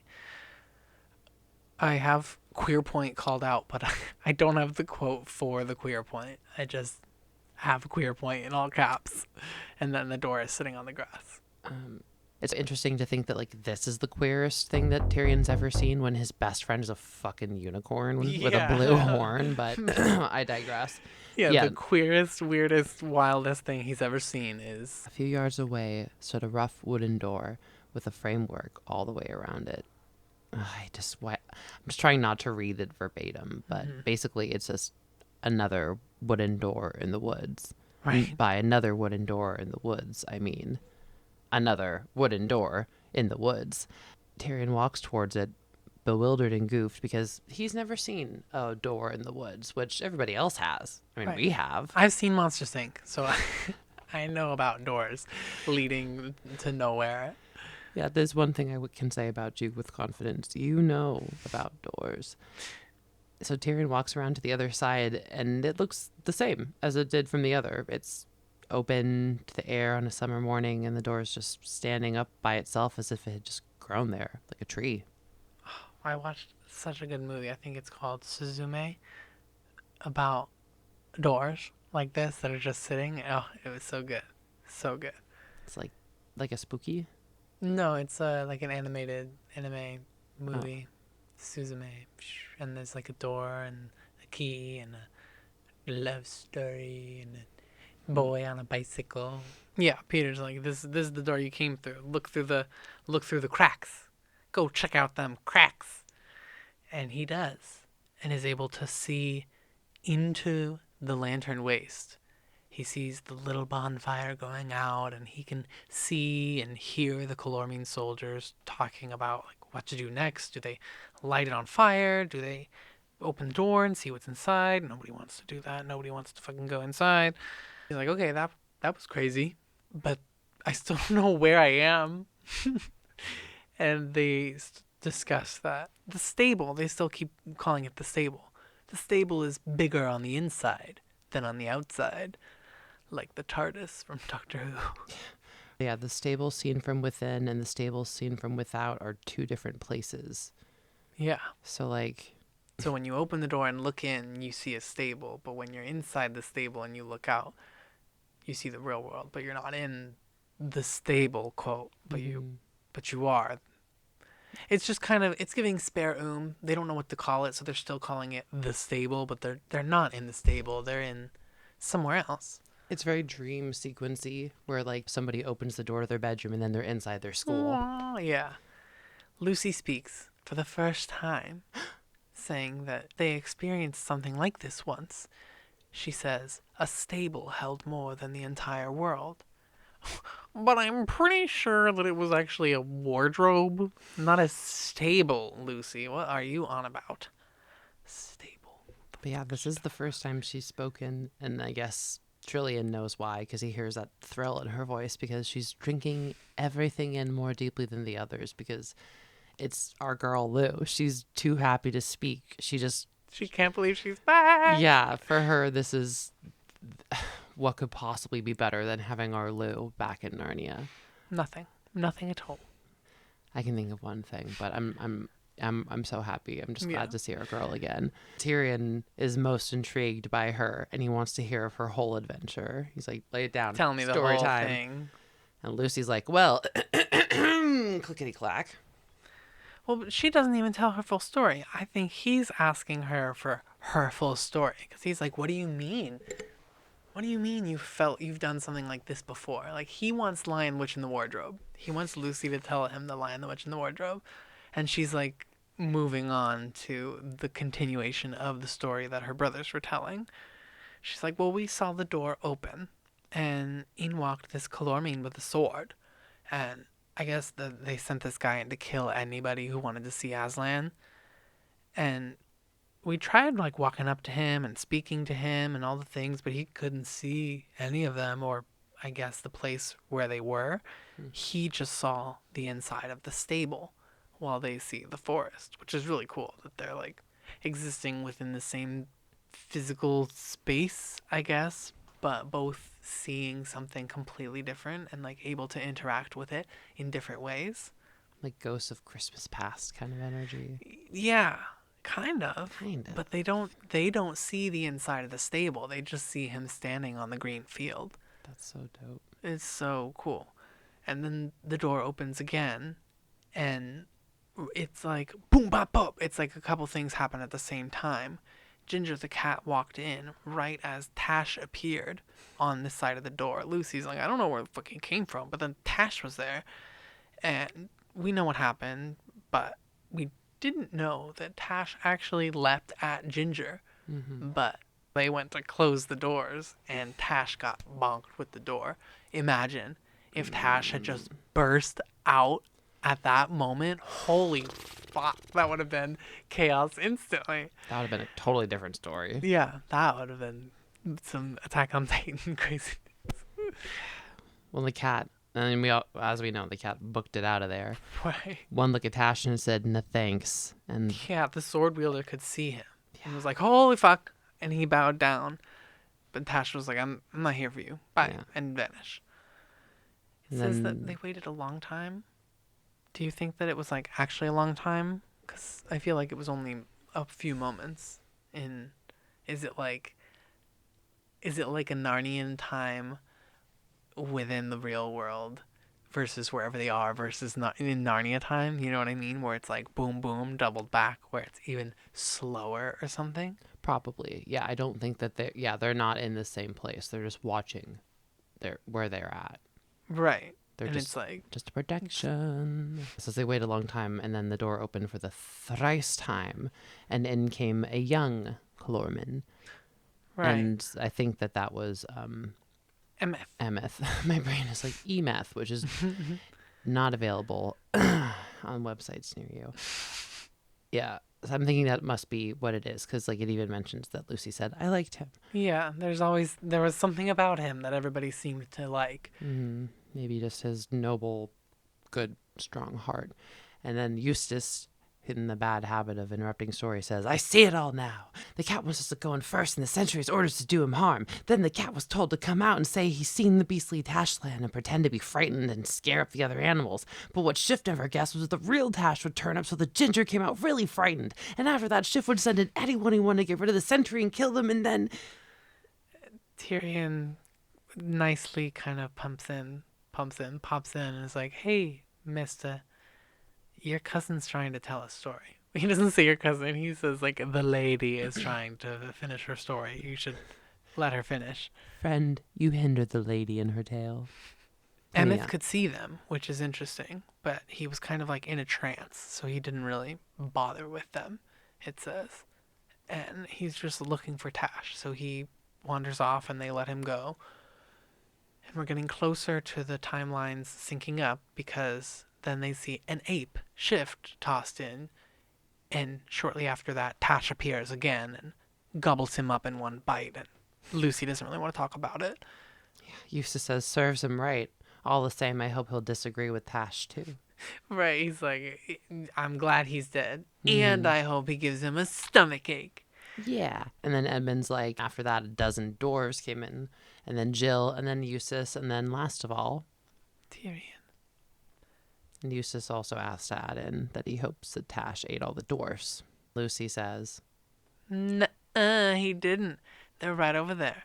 And I tried making friends with them, but they wouldn't budge. And so she asks Tyrion if maybe he could go talk some sense into them, which he does not want to. He's like, I don't want to fuck with any dwarves today. Like, I just really don't. But you're Lucy, and I can't say no to Lucy.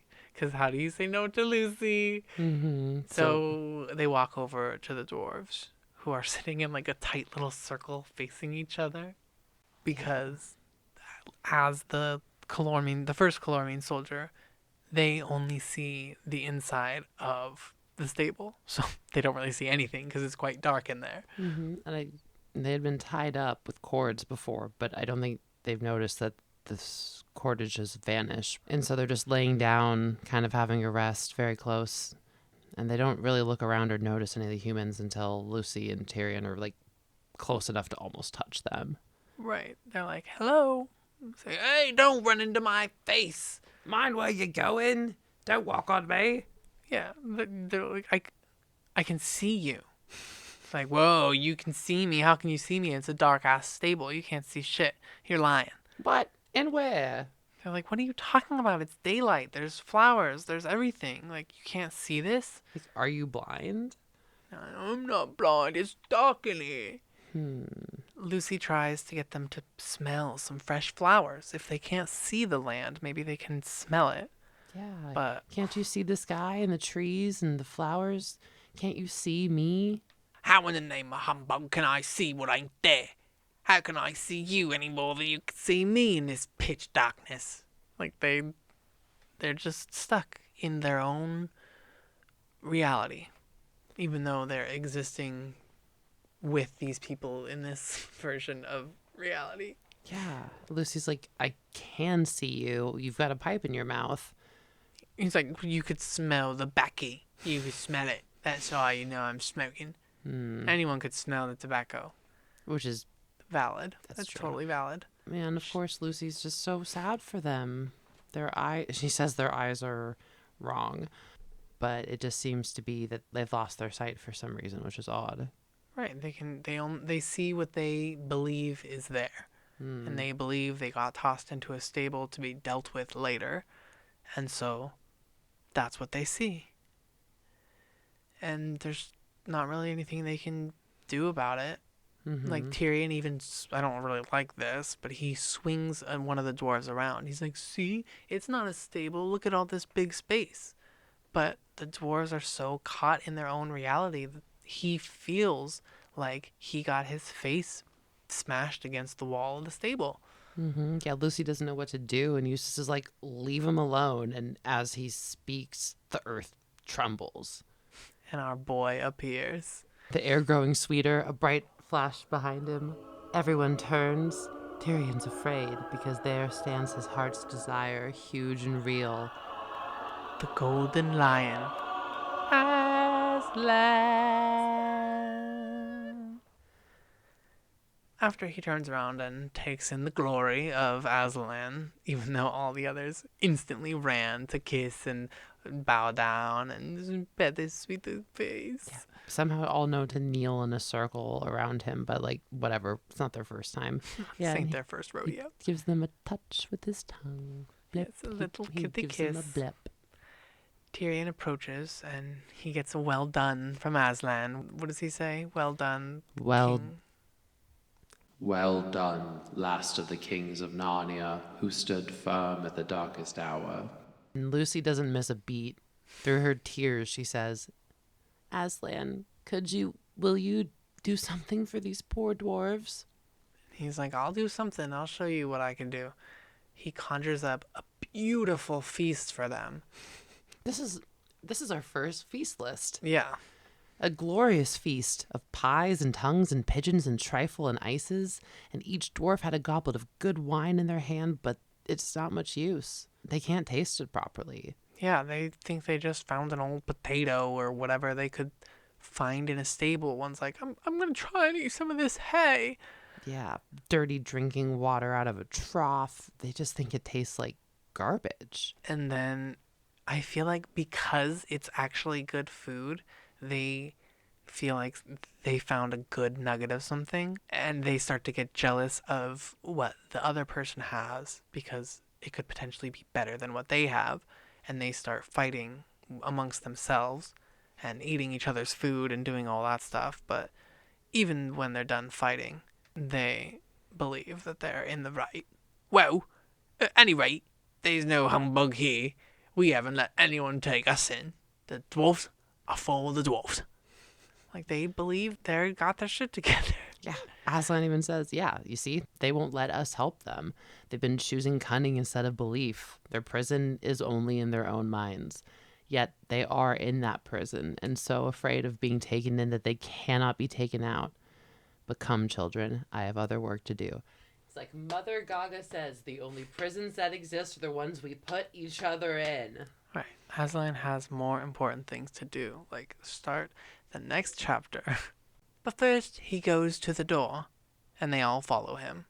He raised his head, and he roars.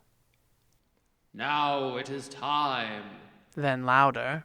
Time! Then so loud that it could have shaken the stars. Time!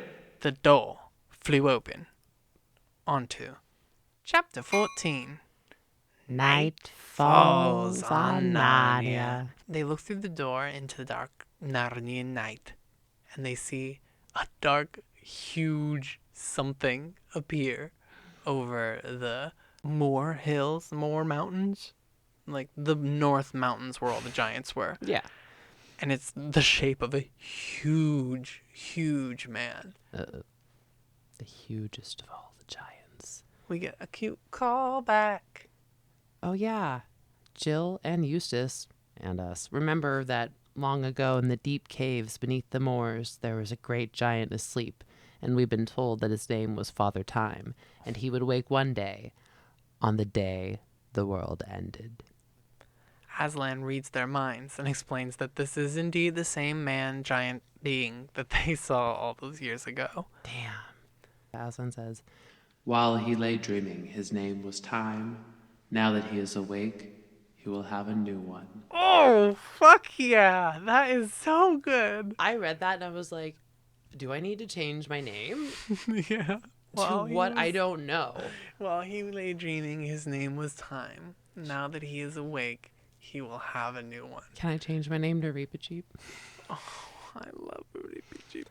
Change my name to Cheap. That won't have any problems. Nope. The great giant raised a horn to its mouth.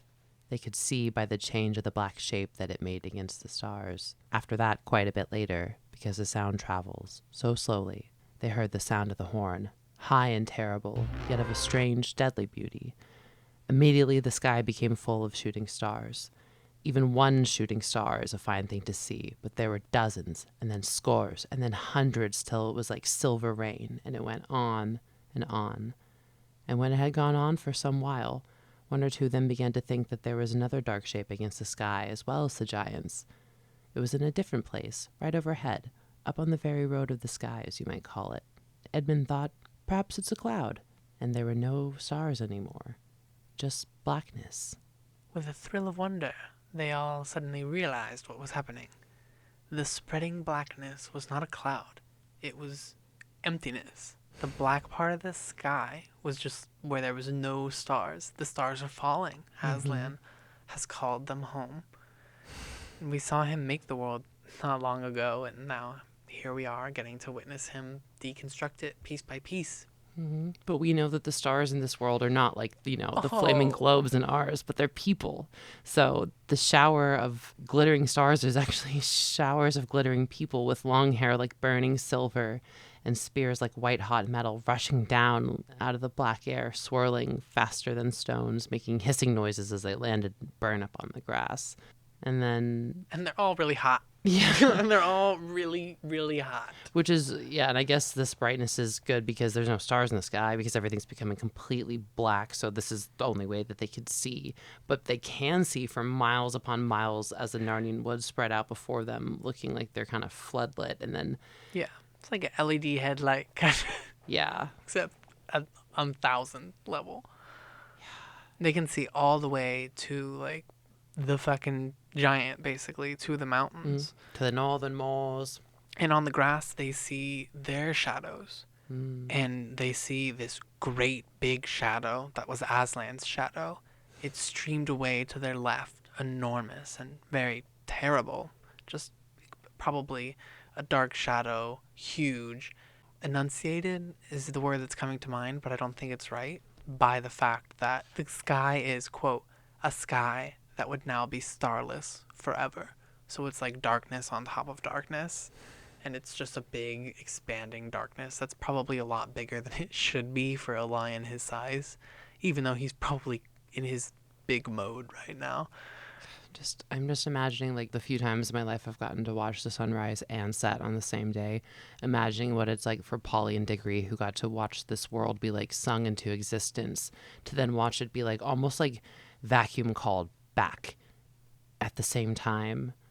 And, like, and not only that, but getting to, like, not, like, just appreciate it as, like, an old person, like, getting to do, like, the whole montage of your life as you go out, but getting to, like, be comfortable and young and feel strong. And it's scary and it's terrifying, but it's also so beautiful. But speaking of terrifying, we need to get back to the fact that there's something else moving in the shadows, kind of enormous looking shadows of animals crawling and sliding down into Narnia. Great dragons and giant lizards and featherless birds with wings like a bat wings that disappeared into the woods for a few minutes and then silence. And then there came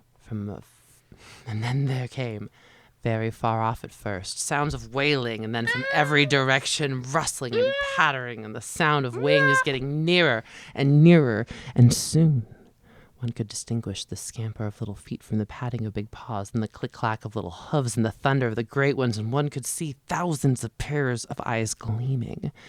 And then at last, out of the shadows of the trees, racing up the hill for dear life, by thousands and by millions came all kinds of creatures. Talking beasts, dwarfs, satyrs, fauns, giant chlormins, men from Archaean land, monopods, and strange unearthly things from the remote islands, or the unknown western lands. Every single beast. And so Running. these weird dragons and giant lizards and featherless birds with wings like bat wings are also the creatures that Eustace and Jill saw in the cave, but that said they will wake at the end of the world. And so they've now come to serve their purpose, which is an interesting thing for Jill specifically to witness, just kind of like how you brought up Diggory and Polly and their experience with seeing the world born and the world die. Jill went on her own adventure, fell in love with Narnia, and wished for it to never die, even though on her quest she was told that these creatures will come when the world dies, on the last day of the world, when time is done. You know, she was told all of these things, told that this place is mortal, this place has an end. Yeah. And she still believed it to maybe go on forever. And so for her to see this as well, and all of these creatures kind of come circle back, it's like, well, I was told. And it's just that's her second lesson to learn. Yeah. You are that bitch is her first lesson to learn. Right. And her second lesson is that all good things come to an end. And it's what is the quote? It's better to have known, or like known and loved than something. It's something like Winnie the Pooh quote or something, to be honest. Better if loved and lost than not loved at all. Something like that, yeah. Well, now she gets to watch all these creatures running up the doorway to make a deal Screaming with and God. And if they only could make a deal with that land and get him to swap out places. I mean, I guess it doesn't matter because there's no other place to run to, because like this is the part of the adventure where it seemed rather like a dream and then was really hard to remember afterwards. Right. It's like, did it take a couple minutes? Did it take a long time? Like, all these beings can't run through a single doorway, but it also just kind of worked and happened, and like nothing really. It just kind of, did they shrink or did the door get bigger? Like it didn't really Willy matter. Wonka. It just happened. It just happened. We're getting smaller. No, he's getting bigger. When each creature or being would approach, they really had no choice but to look directly into Aslan's eyes. Mm-hmm.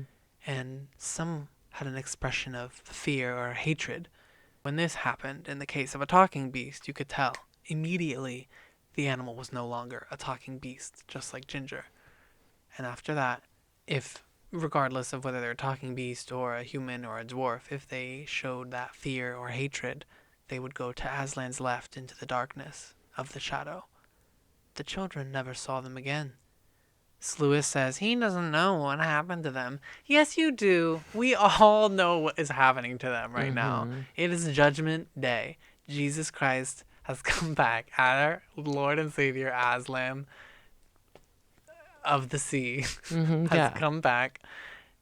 And it's the day of reckoning. Yeah, and there are some very queer specimens amongst them. Yes, of all the others who looked at Aslan with love, and sometimes fear too, but that's okay, they were allowed in the door. And of some of those queer specimens, one is one of the dwarves who had helped shoot the horses down. Edmund is like, what the fuck? I think Edmund, it might be Eustace. But it doesn't matter, because as soon as he starts thinking about it, a happier thing comes through the door. Runewit the centaur, and Jewel the unicorn, and the good boar, and the good bear, and Farsight the eagle, and the dear dogs, and the horses, and Puggin the dwarf. Further in and higher up. Yes, Runewit knows what the fuck is happening. He's like, further in and higher up, and he runs off. And like, wait, we still We still have to watch the world die. Yeah. Ruin, wait. And the bear just kind of mutters that he still doesn't understand, but then he sees the fruit trees and then he wanders off to the He's trees. like, I and understand the fruit trees. goodbye. And the dogs are wagging their tails, and Poggin's just kind of standing there shaking hands with everybody, but he looks so happy, just grinning. And Jewel leans his snowy white head over the king's shoulder, and the king whispers in Jewel's ear. And then everyone turned their attention to what they could see in the doorway, because the dragons and the giant lizards now have Narnia to themselves. I love that we don't ever hear what Tyrion whispered in Joel's ear, that it's just for them. It's not for us. It's not Wig. But yeah, the dragons and the dinosaurs They're- are... They're going to and fro, tearing up the trees by the roots and crunching them as if they were sticks of rhubarb. rhubarb. Minute by minute, the forest disappeared. The whole country became bare, and you could see all sorts of things about its shape. All the little humps and hollows, which you had never noticed before. Ooh, don't show off my humps and hollows. The grass died. Tyrion soon found that he was looking at a world of bare rock and earth. You could hardly believe that anything had ever lived there, because the monsters themselves were now growing old, laying down, and dying. Their flesh shriveling up on the dead rock. Bones appearing, soon there were only huge skeletons laying there, looking as if they had died thousands of years ago. It's like a time lapse. Yeah, and then everything's still. And then a whiteness, gleaming light moving towards them on the eastern end of the world. And then a widespread noise breaks the silence. First a murmur, then a rumble, then a roar. And now they can see what was coming, how fast it was coming. It's a foaming wall of water because the sea is rising. The fucking sea is rising and it covers the whole world. The rivers up, the ponds up, the lakes up, everywhere up. The water's coming to you River's now. getting wide. The world's River's getting wet. Lakes World's getting larger, getting wet. separating lakes, and the water's getting wide. Sorry, I had to go to church for a second. Until there's nothing but water and a horizon. The time lapse was probably so cool to watch. I saw it like with the History Channel, like the dinosaurs. Yeah.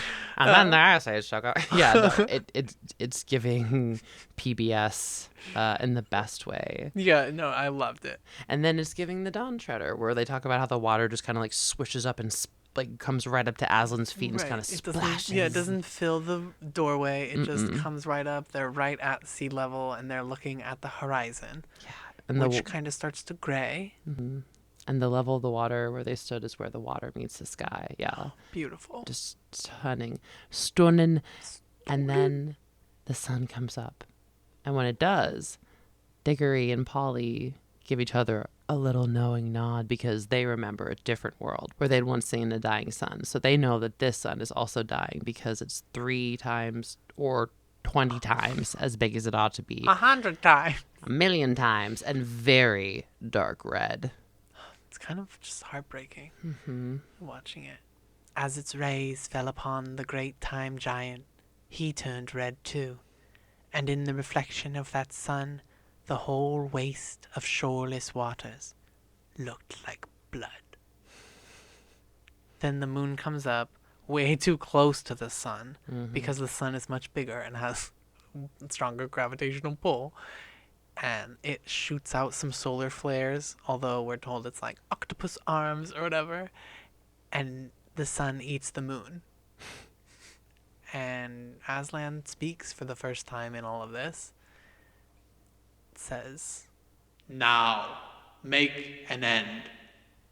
The giant throws his horn into the sea, stretches out one arm, very black and thousands of miles long, across the sky until his hand reached the sun. And he takes the sun and he squeezes it in his hand as you would squeeze an orange. And then instantly, there's total darkness. And the chill of open space just like rushes to the door. There's icicles on the door. Think fucking any Narnia movie, because they throw the White Witch in there every time. Think ice crystals. Think Jadis. Aslan tells Peter to go close the door. And Peter has to reach out, grab the door, like reach into the darkness of the nothing, grab the door, and close it. And I didn't look it up, but it reminds me of Lion Witch in the Wardrobe, where Lucy goes into the wardrobe and she's like, and I remembered not to close it because only a fool would close themselves in. And I think that Peter is the one to close it when they go into Narnia the first time because he's the last one in. He closes it when they're running from Mrs. McCready. And I just thought it was kind of sweet that he gets to be the one to close the door on Narnia for the last time. Even though it should probably be Lucy or like Polly or like anybody else. But I like that for the sake of the ring, of him closing the door on their first entrance as the Pevensies and them closing it for the last time. And I'm just like, he has a key and he locks Yeah, it. he just pulls the key from where? Yeah. You had the key to the door to Narnia in your fucking around your neck the whole time and you knew about it, or maybe he had the key the whole time and he didn't even know. he didn't know. But when the door was there, he just was like, I know what to do. And then he pulls the key out because we don't get Peter's thoughts. Or maybe it's like a Philosopher's Stone thing where Right, like, it's just there. like there. That's what I'm Mhm. thinking. It's like he just knew that it would be there when he saw the door and knew that he needed to lock it. Which, it was strange, all the things they saw through that doorway, but what's even stranger is when he turns around, he sees that they're all in warm daylight, the sky is blue, there's flowers everywhere, and Aslan has laughter in his eyes. Yeah, he jumps over them and he's like, come further in, further up. Lucy's crying. She's thinking of all that died and no longer exists in Narnia. And Peter's like, you're crying right now? Like, Aslan is here. We are somewhere. Yeah, but also she's like, why can't I mourn for Narnia? Think Yeah. of everything that's frozen and dead that's just beyond the door. Yeah, Aslan wouldn't chastise me. She's like, shut the fuck up. I can cry. And Diggory's like, I never would have imagined I would see this world end. I saw it born. And Tyrion joins the Lucy Polly team. He's like, well, I understand why the girls are crying. I'm crying too. And we should cry. We did lose something, and it would be rude not to acknowledge the loss just because you're somewhere incredible. It doesn't mean that bad things didn't happen. It doesn't mean that you didn't lose people. And you should acknowledge that. Especially because of the wonderful place that you are. Just for the record, it was Jill and Lucy, but I'm sure Polly's Oh. emotional as well. Doesn't matter. But they walk away from the door and away from the dwarfs who are still kind of crowded together in their imaginary stable. And they just kind of talk with one another about the old wars and peace and the kings and queens and the glory of Narnia, and the dogs are with them, and they all join in the conversation, but not very much because they're still busy racing ahead and running around, smelling the grass, sniffing around so much that it makes them sneeze. And then suddenly they pick up a scent which seems to excite them very much, and they start arguing about it until Peter's like, what is it, cousins? Tell us. A chlormine! A chlormine! And they start running to it. And the royalty run behind. They come across him, and it's a myth. He's sitting under a chestnut tree, and he rises to meet them and bows, ready for an enemy or an ally. He's a very, very noble man. And I was like, ooh, finally something, a fucking chestnut tree. Finally something for me to look up. The chestnut tree's gnarled roots symbolize new life-giving energy. In some cultures, it's given as a birth gift to celebrate the arrival of new life. So, I mean, as we're about to find out, Emmett kind of had a life-changing experience when he came through the stable door. Yeah, he says to Peter, I know not whether you're my friend or foe, but I should count it in my honor to have you for either. Has not one of the poets said that a noble friend is the best gift and a noble enemy the next best? And Peter's like, dude, we're cool. There's no beef. And Jill's like, tell us what happened. And the dogs say, if there's going to be a story, let's have a drink and sit down. We're quite blown. But that's a story for another chapter. Actually, the next chapter. Chapter 15. Further up and further in. He lets them know who he is, first of all. I am Emeth, the seventh son of Harpa Tarkhan in the city of Tehishban, western beyond the desert. Tehishban, not Tashban. There's multiple places. Or is it a typo in mine? No, that's not. Yeah, it's not Tashban. Tehishban. Cool. Our second city. Uh, our second city. I don't have an origin for it. I'm sure it's quite similar to Tashban, meaning some sort of warmth or something like that. Mm-hmm. But we do have another name, Harpa Tarkhan, and so I looked that one up, his father, and I found that the Old Norse word for harp is just basically his name just means harp, which is also designated the constellation Lyra. It's a popular name in Iceland, where it is also the name of the first month of summer in the old Icelandic calendar. Sluice is in his new birth era right now, so he's like, oh, the first month, yep, sure, that'll do. Harpa. Like, what even is that? Harpa? That's not a name styling that we've heard before, ever. He's like, I'm just going to phone it in for these last few bits. He tells his story. He was, at first, quite excited to come and fight the Narnians in battle. He heard great things about their wonderful battles, but got less excited when he had to sneak in as a merchant, and there's mind games and tricks and lies and bullshit, and he's like, I thought I was coming here to fucking fight for my country. Yeah. And I'm playing a merchant and sneaking in and doing snivelly stuff. Yeah. And then he has to wait upon a monkey. Ugh. And then find out that Tash and Aslan were one, and then his whole world changed because ever since he was little, he's served Tash, and his great desire was to know more of him and just to be with Tash one day. And then the name of Aslan was always hateful to him. But Right. This is when he knew it was bullshit. It's giving Tyrion. Tyrion was like, I don't know, maybe this is Aslan, until Shift says, and Tash and Aslan are the same, and they're the same. And he's like, nope, that's bullshit. Aslan is not Tash. And here we have Emmeth being like, nope, that's bullshit. Tash is not Aslan. There's no way. And so he goes to the meetings and he kind of plays spy a little bit. He just pays attention. He's watching the Tarkhan, who he knew, and he watches him as everybody speaks and realizes that the Tarkhan doesn't believe in Tash. And so he's like, okay, the blasphemy of that is wild, so I have to see what happens because Tash has to come and deal with this because he's doing shit in the name of Tash. yeah. And then with the whole ginger thing, he was like, oh shit, this has got to be Tash for real. Like, I've got to go see, even though I'm probably going to die. This is fucking Tash. This is my moment. Yeah, he said his heart was turned into water inside of him because of the greatness and terror of Tash, but his desire was stronger than his fear, and he put force upon his knees to stay them from trembling, and on his teeth so that they should not shatter, and looked upon the face of Tash, even if he should be slain. Sloon. He's going to be slick. And he offered himself up, and he went in there, but it was not Tash inside. It was this other fucking dude. yeah, he was forced to fight. So he wins the fight, kills the guy, and tosses him out of the stable. But then he's like, where am I? It's got to be Tash's country. It's got to be. It's the only place that makes sense. And so he starts wandering through, looking for Tash. And then he Finds something else instead. Yeah. So he went over to the grass and the flowers, and it was just kind of a beautiful place.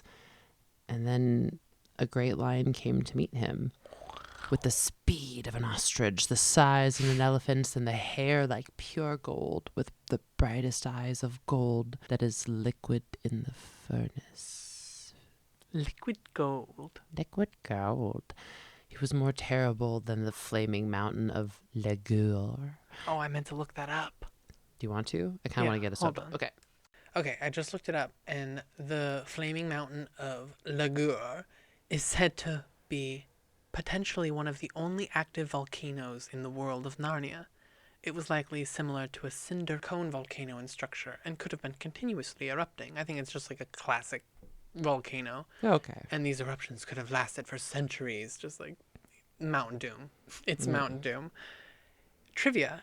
It is not known if the mountain was real or legendary. The description of the flaming mountain is similar to the biblical description of Mount Sinai. Okay. So it could potentially just be like a mountain of legend that they talk about that's not real. I like the volcano. I think Yeah. it's a volcano. So this lion is more terrible than the flaming mountains of Ligur, and in beauty he surpassed all that is in this world, even as the rose in bloom surpasses the dust of the desert. And then he fell to the lion's feet, thinking, surely this is the hour of death, for the Yep. lion will know that I've served Tash, and all my days are not for him. And he calls him the Glorious One. Right. He's like, he gets it. He sees Aslan and he's like, I fucking get it, dude. But if you have to kill me, you have to kill me. I understand. Yeah, but he bends down in front of Aslan, and Aslan gives him a little lion blep, saying, son, thou art welcome. And he says, but He's a little confused. he's like, but I'm not a son of yours. I'm a servant of Tash. But Aslan says, all the service you've done to Tash, I count that as service done to me. Then he's like, okay, well, are Tash and are you the same thing? Right. And- Are they right? Like, Yeah. if you're saying that my service is to you and I've been serving Tash, like, you must be the same, right? And he growls so loud that the earth shakes, but his wrath not against him, just, Against that thought. yeah. And it's not because Aslan and Tash are the same, but because they're opposites. And even though they're different kinds, and the service that has been done in the name of Tash can be vile to Aslan, like, It's like anything that is vile is inherently done in the name of Tash because Tash embodies bad things. Aslan Yeah. embodies good things and honorable things, noble things. yeah. But if you swear by Tash and you keep your oath and you've sworn to him, then, like, you are still rewarded because you're still being loyal. Right. If you keep your oath for the sake of the oath, not because you love Tash and you love killing people, but if you keep your oath to love Tash and support Tash because that's the right thing to do, then Aslan rewards you because honor. But if any man do a cruelty in my name, i.e., shift, then though he says the name Aslan, it is Tash whom he serves, and by Tash his deed is accepted. And he's like, well, I still don't really understand. Says, unless thy desire had been for me, thou wouldst have sought so long and so truly. For all find what they truly seek. And then he breathes his delicious Aslan air. This episode's sponsored by Aslan Air. Aslan Air. Does anyone have a piece of gum? As soon as Aslan breathes on him, all the trembling in his limbs ceases and he's able to stand on his feet. And then the lion doesn't say much, but that they're going to meet again and that he needs to go further up and further in. He's been wandering, trying to find him, and that his happiness is so great that it weakens him like a wound. Right, he's been looking, now he's just looking for Aslan. And he's like, but I'm just a dog. And the dogs are like, what? Well, yeah, what You're do you what? mean by that? Oh, I'm sorry. What's wrong with being a dog? Yeah, he's like, he called me beloved, like me, a slimy old dog. And then another dog's like, oh, hold on. Well, we call our kids boys when they're doing stuff wrong. And then another one goes, or girls. That's pretty funny. And then the same one who said the boys thing goes, hush up, remember where you are. And then Jill says, look, because someone's coming to meet them. A little bit timid, but it's a silver gray, graceful little 4-footed creature that we haven't seen in a minute, our old pal Puzzle. And he doesn't have the lion skin on, and he looks beautiful with a soft gray coat, his gentle on his face, and Jill and Lucy just rush up and put their arms around his neck and give him kisses and stroke his nose and his ears and just love on him in all Sweet the Puzzle ways. boy. Yeah, all the ways that he deserves. And they're like, where have you been, Puzzle? Where have you been? He's like, well, I actually came in with the rest of everybody, but I still felt such shame. And he was just trying to keep as far away from Aslan specifically as he could. But then he saw his friends go off westward, and he was like, I ate some grass, and I plucked up the courage to follow you guys. I ate some bugs. I Puzzle. ate some grass. I used my hand to wipe my tears. Encarnacion. Sorry. And now that our team is reunited, they start on their journey further in and higher up. He says he doesn't know what he'll do if he really has to meet Aslan. And Lucy says, you'll find it'll be all right when you really do. Oh, he's still nervous, but she says it's gonna be okay. Lucy's the friend that he deserves. Oh, yeah. He needed a Lucy in his time to stand up for him and stand with him. Everyone needs a Lucy. Oh, my goodness. And now that our team's reunited, they get to continue on their quest further in and higher up. And they were like, okay, wait, but like, where are we? Yeah. And there's like so many of them, yet somehow, even though they're like all walking together, the country is like super wide. Like nobody's crowded. And it just seems they all to be have nice rooms. Yeah. The trees are there, but there's still like breathing area for everybody. Yeah, and Lucy's like, hey Pete, where do you think this is? Like, where are we? Edmund is like, it feels Narnian. I feel like I can recognize that mountain range or something. And Lucy's like, well, I don't know about that mountain range, but this foothills here totally looks like the southern border of Narnia. Yeah. Eustace mentions that they couldn't get a blue like that in their Yeah, world. Eustace, I'm like, no, this is not Mm-hmm. our world. This has got to be somewhere else. Yeah. But it's not Aslan's country. Yeah. 'cause Jill and Eustace have been there. Yeah, I was gonna say because Jill's been there, so she knows. She knows all about the cliffs of Aslan's country, and this is not that. This is they're bigger. Yeah, and then apparently these mountains are bigger than the ones in Narnia. Right. They look similar, but they're not. And then Edmund is like, no, not similar. This is the same. That's Mount Pyre. That's Titty Mount Pyre. And through there's the pass to fucking Arkenland. That is Narnia. And this is the same mountain range that the queen, the White Witch, had told Edmund to follow. So I'm sure he would remember it. She said, look at that mountain range. And it's the two Titty Mount Pyre. Yeah, there's like more colors here, and Farsight's like, oh, hang on, shoots up 30 or 40 feet. Honestly, this is the one time I'll let there be a discrepancy because, like, you're flying. Yeah. Whatever. He does a quick little circle and then comes back down saying, kings and queens, we've all been blind. We are only beginning to see where we are because from up there, I've seen it all. Ettensmere, Beaver's Dam, the Great River, and Cair Paravel still shining on the edge of the Eastern Sea. Narnia is not dead. This is Narnia. We're in Narnia. It's not dead. Record Scratch noise. Yeah. We What? literally saw the sun get squelched to death. Like an orange. This place is different. Like it's the same, but it's different. And Diggory, who is wise in the ways of magic, understands what is happening. Or he at least has a hypothesis. Bet he fucking does. Listen, Peter. When Aslan said you could never go back to Narnia, he meant the Narnia you were thinking of. But that was not the real Narnia. That had a beginning and an end. It was only a shadow or a copy of the real Narnia, which has always been here and always will be here, just as our own world, England and all, is only a shadow or copy of something in Aslan's real world. You need not mourn over Narnia, Lucy. All of the old Narnia that mattered, all the dear creatures, have been drawn into the real Narnia through the door. And of course it is different as the real thing is from a shadow, or as walking life is from a dream. He adds under his breath, it's all in Plato, it's all in Plato. Bless me, what do they teach at these schools? God, it's all fucking shadows on the wall. Yeah. Yeah.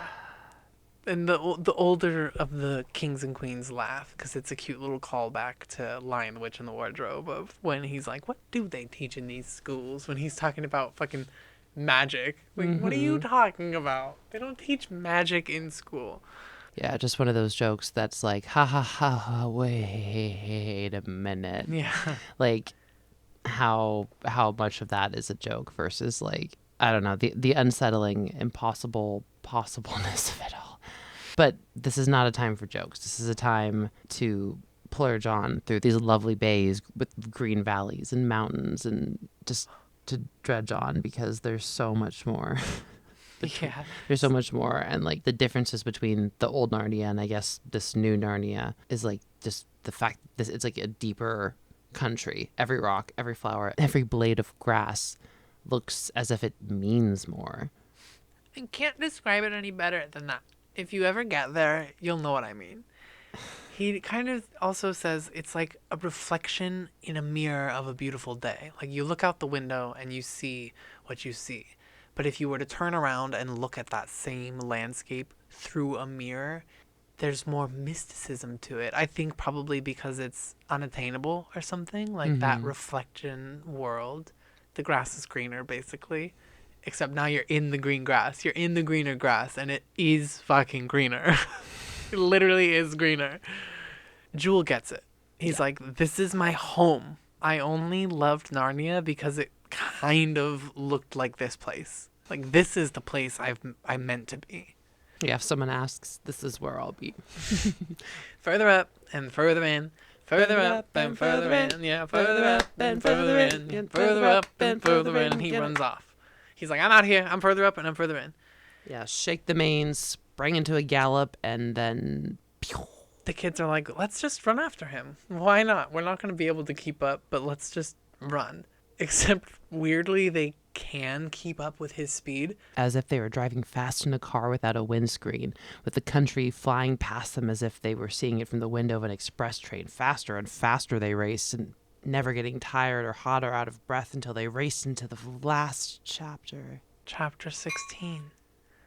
Farewell to Shadowlands. Everybody's having fun. Everybody's running fast. Everybody's running, everybody's running, everybody's running until they get to Cauldron Pool. As they come to a crashing halt, no. As they reach Cauldron Pool, everyone continues. Farsight yelling, don't stop, further up and further in. Right, you can't stop now. They're like, but there's a fucking cliff. Yeah. And Jewel's like, well, let's fucking go. Mm-hmm. Yeah, and he plunges into the pool. And then they helter-skelter. Yeah, helter-skelter, it says. Lucy notices that you can't feel afraid when you're here, even if you try. And then they all try to feel afraid because what they're about to do is quite intense. But they can't. So they let's just climb a waterfall. Why not? Let's just do it. Splish splash. And the water's not even cold. No, it's kind of nice, refreshing. Jewel is able to do it somehow. Like, they can't really tell if they're swimming or climbing the rocks, but it doesn't really matter. They're doing it. Their horn is splitting the fucking waterfall. There's a double rainbow coming off their shoulders. Like, What does it mean? where doesn't matter. Nobody's out of breath. Nobody's scared. Nobody's falling. The dogs are having the best time. Yeah. Trying to swim. They keep barking because they're having so much fun, and then their mouth gets full of water, and then their nose gets full of water, and just... So cute. They get to the top, and they're now technically out of Narnia and into the Western Wild, where only Diggory and Polly have come before. And they're like, oh, do you remember? Oh my God, do you remember that time? Tyrion's like, what? You were here before? And they're like, yeah, well, one time. And the dog's like, we gotta go. And then everybody just keeps running. They're like, all right, I guess we gotta go. It's giving fucking Divergent when they're all just like, oh my God, running onto the train. Yeah, because they're just badass. Or no, yeah, I forget what their group is called. Dauntless. Jeez. So Polly and Diggory are having their cute little moment and talking about being on a flying horse. It's cute because Tyrion asks about if the flying horse part was true. Yeah, he's like, wait, did you really go on a flying horse? Yeah, Totally. What do you don't have a flying horse friend? I have a flying horse friend. They're running so fast that they're now skiing and skimming across the water as if they're speedboats. Yeah, it's giving Dash from The Incredibles. Literally through the mountains, through the trails. Jesus can walk on water? That's cute. We can fucking run. and they reach the garden up on the green hill, and then they all come to another screeching halt when they get to the gate, because like this is the gate Mm-hmm. to the garden, so you have to fucking stop. Yeah, and there's somebody at the gate. A horn sounds from within the garden. The doors swing open, and A sleek, bright-eyed talking mouse with a red feather stuck in a circlet on its head, with its left paw resting on a long sword, bowed, a most beautiful bow, and said in its shrill voice, "Welcome in the lion's name. Come further up and further in." it's our refugee. And Tyrion knows the stories of Reapy Cheap, and he's like, "Oh my god!" He's like, Reapy Cheap is here." In my head, Lucy pushes everyone Yeah. out of the way, and the two of them just Literally. have the biggest hug.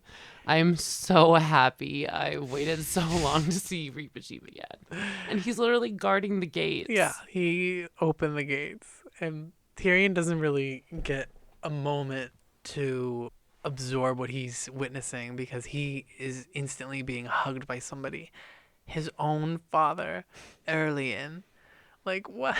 And he's like, "My son, haven't you grown big and strong since I've seen you last?" Right? And But he's it's like, "What the fuck?" and it's not his dad as he remembered him, but it's his dad as he was when he was a When he little was a boy. boy, when they got to do like all the fun things, like play on the beach and like have happy times. Like, it's not gray hair. It's not when he saw him last. Like, it's him in his golden age and in his best time.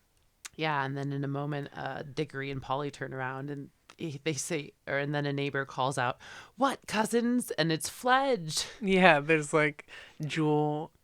We cut to Jewel's brain, and he gets to have one little thought about giving Tyrion and his father a moment to themselves, and then he gets distracted. It's like we were in Tyrion's head, and then he got distracted, and then we were in Jewel's head, and then he got distracted by Fledge because like he's the energy of Fledge, the father of all the winged horses walking in, like has an impact on a unicorn, on any horse beast. Especially because they were just talking about him, like just Yeah. moments ago. Maybe not by name, but now Reba Jeep comes back over to them, and they all pass through the golden gates, and it smells delicious. And there's So we did have a new character early in Tyrion's father. It's our first time we get to learn his name, and we've got the Latin root ERR. It's all I could find. Means wander or make a mistake, and then like all of the people in their line, the IAN meaning from, relating to, or like. It's like I like the wander, like someone who wanders, and then his son is someone of the earth, like someone stationary. So it even still fits with my sea theory for their name origins, with Caspian the sea to Rillian the river to Erlian the wanderer to Rillian the woodsman. the last king of Narnia. The last king. But yeah, Fledge comes in. They go in through the golden gates. Sorry, I had to bring it up because I think it's like our last new character. Yeah, and so once again, this place is far larger inside than it had seemed from the outside, but nobody really takes time to think about it because there's so many people coming up. There's Glimfeather the owl, and Puddleglum the marshwiggle, King Rillian the disenchanted, and his mother, the star's daughter, and his great father, Caspian himself. And close behind him were Lord Drinian and Lord Byrne and Trumpkin the dwarf and Truffle Hunter the good badger, with Glenstorm the centaur and hundreds of other heroes of the great war of deliverance. And then from another side came Cor, the king of Archaean land, with Father Loon, his father, and his wife, Queen Arvis, and the brave prince, Corn Thunderfist, his brother, and Bree the horse, and Hwyn the mare. And then, which was a wonder beyond all wonders to Tyrion, I'm so happy. There came from further away in the past the two good beavers and Tumnus the fawn. And there was greeting and kissing and handshaking And old And jokes. old jokes revived. You've no idea how good an old joke sounds when you take it out again after a rest of 500 or 600 years. Oh my goodness gracious. It's everybody. It starts to list with everyone you have ever heard of. If you knew the history of those countries seemed to be there. Yeah, why would you not know the history at this point? Like, Right. And literally. the Great War of Deliverance is the Caspian War, also known as the Narnian Civil War. There's other different names for it, but Literally everyone I love. Everybody's back. And then, of course, two people who are so great and Right. beautiful that everyone bowed before them. King is- Frank and Queen Helene. right, they get to the center of the garden where the phoenix sat in the tree, the same bird that Diggory saw. And so this is a confirmation that it is a phoenix. I think you suggested that it was giving phoenix, and I said peacock. And I only looked up peacock, but we all know what a phoenix represents: new birth, rebirth, immortality, blah, blah, blah, blah. So you were right. It's a phoenix. I was wrong. On the record, I was wrong. Wrong on the Glenn record. was right. For once in my life. And yeah, at the base of that tree, King Frank and Queen Helene sitting in them, probably also quite young, maybe 30. And a while later, it says, a half hour, 100 years, who knows? Everyone was just like greeting and catching up and hugging and loving and hugging and drinking wine and probably eating delicious fruits and just like having the best time.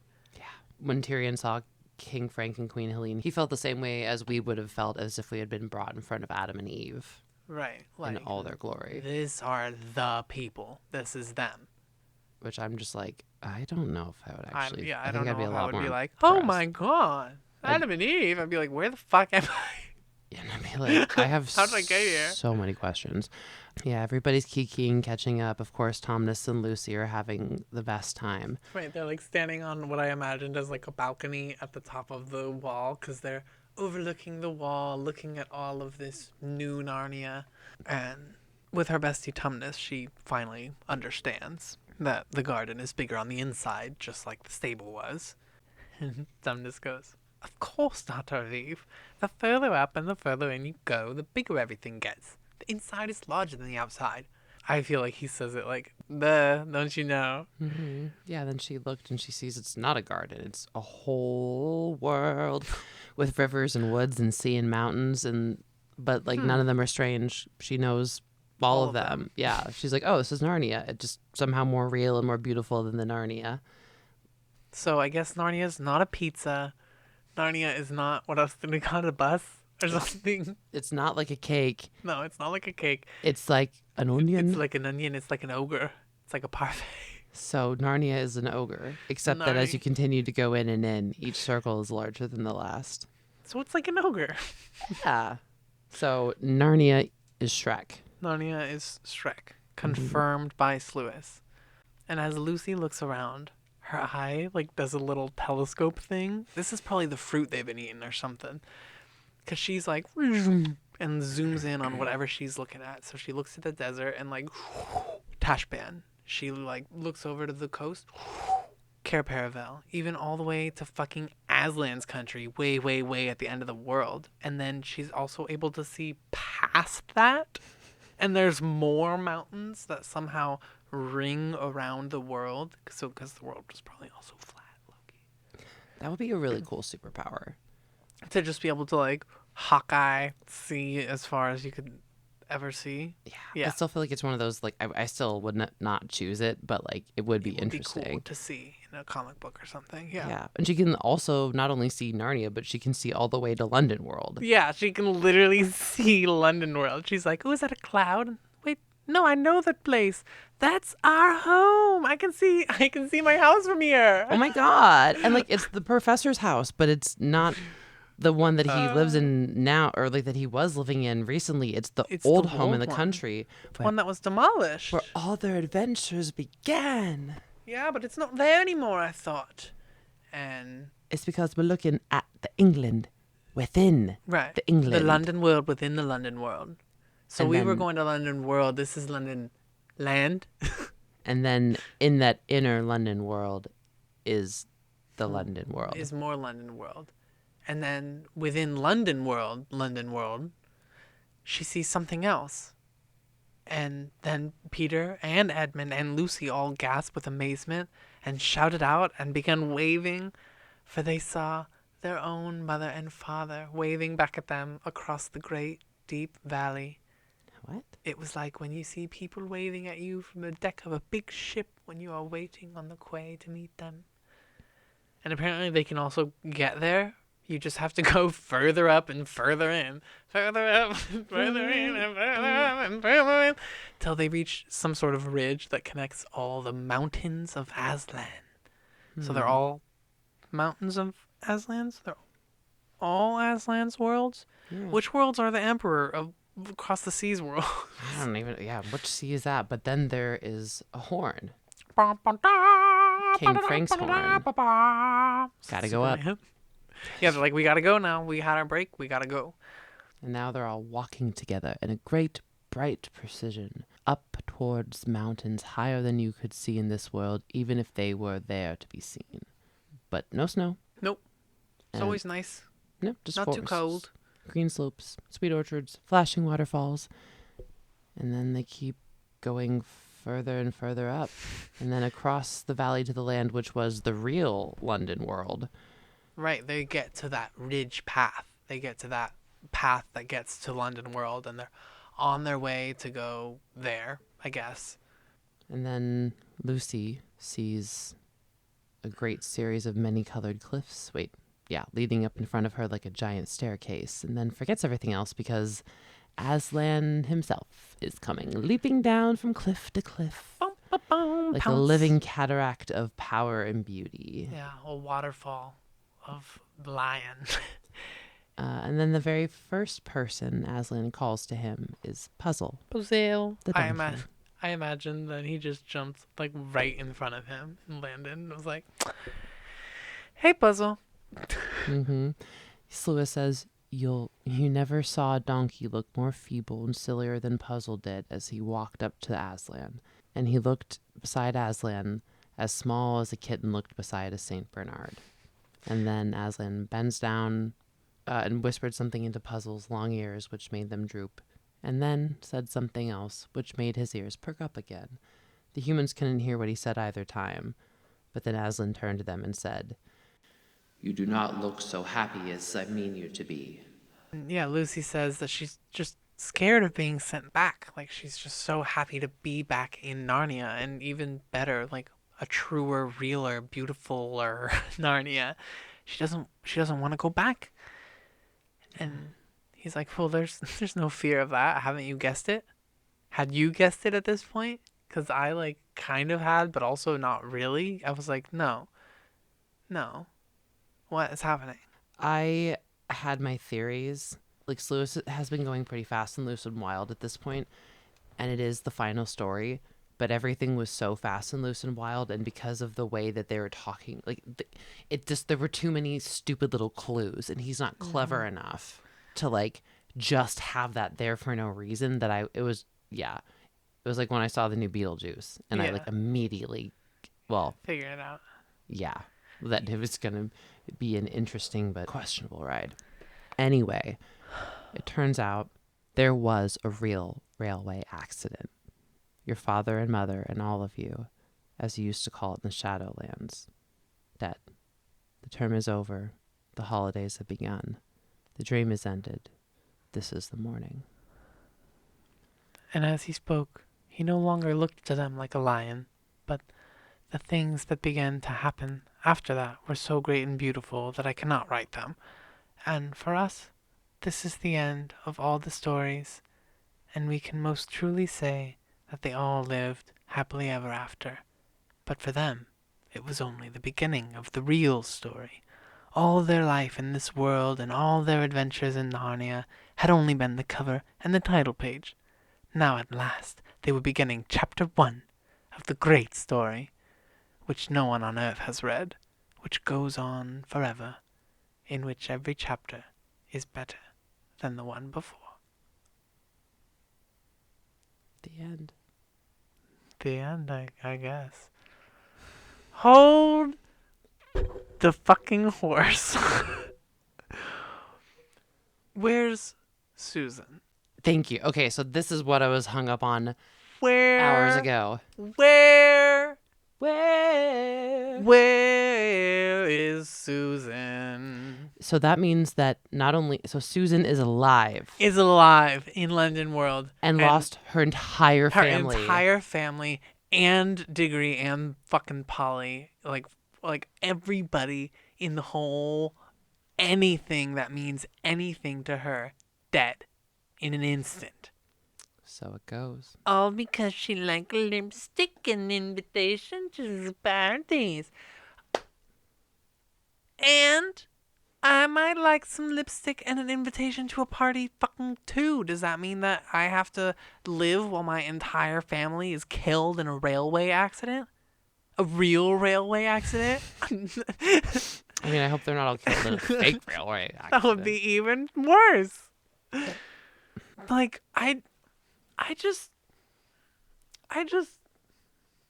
I'm mad. And then I'm also mad that he died because you need to finish that story because that is so unfair that canonically Susan just lives and doesn't ever get to see her family again until, what, maybe she gets old and she has like a nurse moment with Caspian, I think- you know, where she's like, I was waiting for you. Why didn't we get to see Caspian?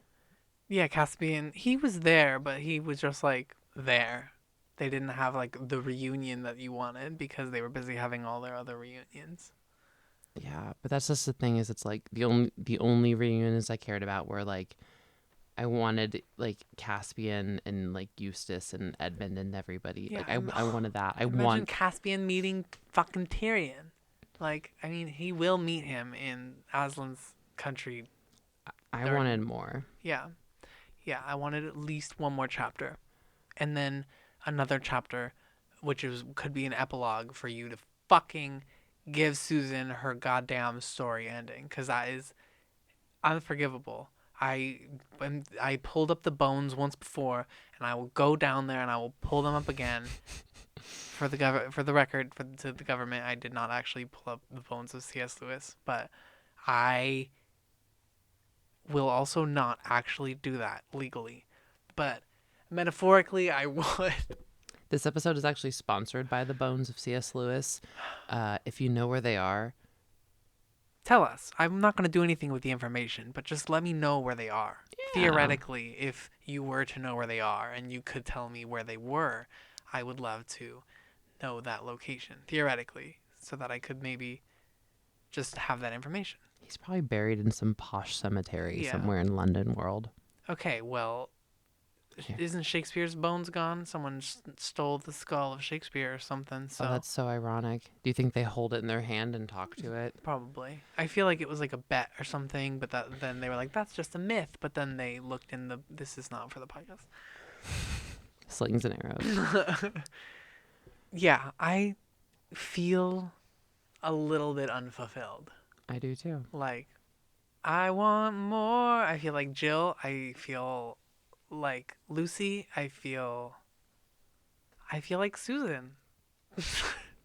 I feel like Susan. I feel like they all died and left me behind, and I don't know what happened. I just wonder, like, okay, especially because she doesn't remember Narnia. So then for her, it just happened to be that her three siblings were going, like, they got, or the train that their parents were on crashed into their siblings. Like, what in the fucking, like, unbreakable, like, glass fucking weird ass story? Like, did Morgan Freeman have something to do with this Yeah. crash? It's just like a Magneto sort of thing. Like, I mean, I guess so. And also, I guess so. we don't know what happened to the bodies. Also, because he doesn't tell us. what the fuck is Tash? Is it Yeah, is wait, is yeah, Tash a wait. demon? Yeah, what is Tash? Is he a god? Is he like is he the embodiment of the evil in the world and Aslan is the embodiment of the good? But if Aslan is Jesus and Is Tash Satanus? like, yeah, I don't Latin for Satan. Yeah.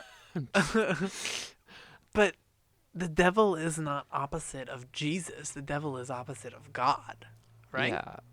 Like And then there's also the White Witch, and the White Witch was also like an allegory for the devil. And it's like, okay, well, who is the devil and who is the serpent and who is? Because I feel like the White Witch is way more the serpent than she is the devil. She's the temptress. Join me, eat the fruit, eat the Turkish delight, eat the things. Like she's the temptress. Yeah, I feel like the witch is more evil. Like I feel like Tash is like, yeah, He's more like a demon. What is it? Like neutral evil.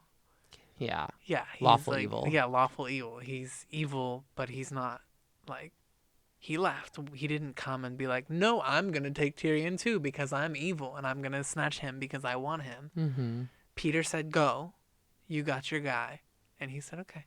Yeah, You're right. It's giving like the way like you cast out a demon. Like it's the reason that I always wear silver. But yeah, it's good. It's good to have some things in your back pocket to spook away the demons. But also like just the levels of racism were like Indiana Jones and beyond in this story. It was really astronomical. Just to like insinuate everything. Everything was so shitty, and then only to have like one Calorman spared. Yeah, one, just Emmeth. Really? Like out of all the other Calormen, none of them are really that devoted to Tash. That seems such bullshit. Yeah. Like it doesn't. Did it have to be that they were super loyal to Aslan? Like they didn't all care about Tash. They were all scared. But if a dwarf that actively killed horses, but that's not our decision to make. Well, I don't fucking care. It wasn't C.S. Lewis's decision to make either, but he fucking made it. Yeah. And then if I'm going to go to my, one day when I go to the great further up and further in, I would like to think that people of all religion, subscriptions, and flavors can be there because I'm like, everybody's good. Mm-hmm. Everybody's good. Nobody's wrong. We're only wrong when we hurt each other. So like, you know what I hear now only when we say further up and further in is that scene from the Sapphires. breathing in and breathing out and further out and further in. Oh, mercy. Can I have some mercy now? God, like honestly, when I go to the great further up and further in, I just want to count of like the amount of times I've like watched certain things. Like I'd love to know like how many times I watch certain movies, certain shows. Yeah, give me all the stats, please. Yeah, I don't need to know how many cheeseburgers I ate. Well, it'll be there in the stats book, but I can skim past it hopefully. I feel like the limit does not exist in that one. All right, let's give it the rating. How many stars? Do you want me to go first? Yeah. I did still give it a 4 out of 5. Because I loved that I was gooped and gagged. I didn't know what was happening. The violence was, I guess it served its purpose. It was to shock because it's very different. But I'm honestly docking. I'm gonna do 3.5. I'm going to dock it a whole half point for that because I docked a whole point just for the Susan thing. So the violence, but it got me, and that was what it was supposed to do. So I don't know if I should really take a point away for that. Yeah. So I guess I'll go back to the 4 because the Susan thing really gets me, and I don't give a shit about that. That's bullshit, and I'm mad, and you better figure out what the fuck happened. And you need to possess somebody and finish the story. I don't care if it's me. I hate writing. But I have written 20 pages for half of your book. So you better figure out what the fuck happens with Susan and get back to me, okay, Lewis? Why do I feel like Thank it's you. going to be me? It's gonna be me. I don't know why I always forget to think about my rating, like every single time. It's all, I mean, like pretty much everything we say and do here, it's completely off the cuff. And I mean, yeah, it is all off the cuff. None of it's planned except for the fact that we read the books ahead of time and take notes. But I think I'm gonna have to give this a 3 out of 5 because yeah, the whole like there's no reason to leave Susan out unless there's a reason to like bring her back. The ending was not good enough for me, and he fucking broke my heart with the whole I don't understand with the bear. That was really unnecessary. That was really unnecessary. But I was brought back, of course, because like my favorite characters are the beavers, Mr. Tumnus, Lou and Reepicheep, and getting to see all of them together again made me really happy. Hug and party. And also just the knowledge that, like, when we all go to the great further up and further in, it would be nice to see people in, like, our best memory of them, or, like, how we remember them best. Like, I'd like to see my grandparents as I saw them when I was a kid, which is, still older, but, like, hopefully they can Or move maybe without even pain. younger. Or I don't know, because I didn't know them when they were like that. Anyway, That'd be cool to see them at like 30 or something. yeah, I think I might pass on that. Rest in peace. Anyway, I can't believe, one, we did it. Yeah, Like- what the fuck? Like We Dora read Explorer. 7 books and watched 3 movies. And recorded, Lion Witch, Prince Caspian, Dawn Treader. yeah. So what, like 14 episodes plus 3 plus 1. Dang. Well, I think some of the movies, I think we did 2 parts for all of them actually. So that's another 6. So for 20 and then an intro, 21 episodes. That seems unreasonable. And we've got 2 bonus episodes planned for you and a full wrap up episode where we're gonna really let it sink in and come back with our final thoughts, maybe our favorite moments, favorite overall book, all those things. Which Well- one made us cry the most? Yeah, this one 100% made me cry the most. I cried on page 1, dude. I cried throughout this whole book. And I thought I was going to cry at the end. And then I started crying at the beginning. And I was like, oh no. I Oh, can't no. remember. I feel like it might have been Prince Caspian for me, because it's the nurse. nurse. It's the nurse, because, like, and I mean, it's a similar concept we see constantly, and it's the same with Emeth as well. Yeah. That devout spirit of, like, I don't know. I mean, like, they know what they believe in, but, like, I at least feel like I don't know what I believe in, but I know that it's important to do the right thing, be kind, be thoughtful, be helpful, and yeah, don't get caught up on bullshit. So if that's pretty much all it takes for me to fall in love with a character. Yeah. It's not that you have to do things a certain way. You can live your whole life not thinking Aslan's a shit, but you can still get to the further up and further Still in. be a good guy. Which Just be a cool guy. It's also funny calling it the further up and further in, because of the further, which is Yeah. not a place that I would want to go. No. But that's because you got to go further up. Yeah. Further not in. further down. Yeah, go to the further up and further in where Elise is. Oh, Elise. We loved you, Elise. Oh, shout out to Elise. Yeah, I guess I know, I don't know how to feel either. this is it for now. It's October. We Yeah. started in February. Yeah. I mean, that's almost a year. Yeah. What is that, 8 months? 9 months? I hate math. 2 to 10, yeah. It's almost a full pregnancy. Well, I mean, I want to know. Given the couple bonus episodes, we might get all the way there. That's And true. the baby will be the next podcast we do. I'm just, once again, honored and excited and just, like, really stoked that we got to go on this journey, and, like, also managed to not talk about the podcast when we weren't supposed to. We really, like, saved everything for everybody, because both of us knew going into it that this podcast could just be for us, and it'd be cool if we got some listeners. And the fact that some people have listened is really rad. It means that there are more friends of Narnia out there. So More than 7. It's Lewis. there's piece tons of of shit. us.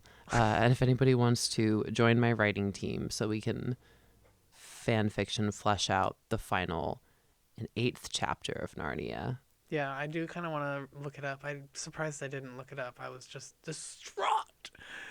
So I did it. A lot of emotions. But thank you all for listening. Thank you for being here with us. We got to watch the birth and the end of Narnia.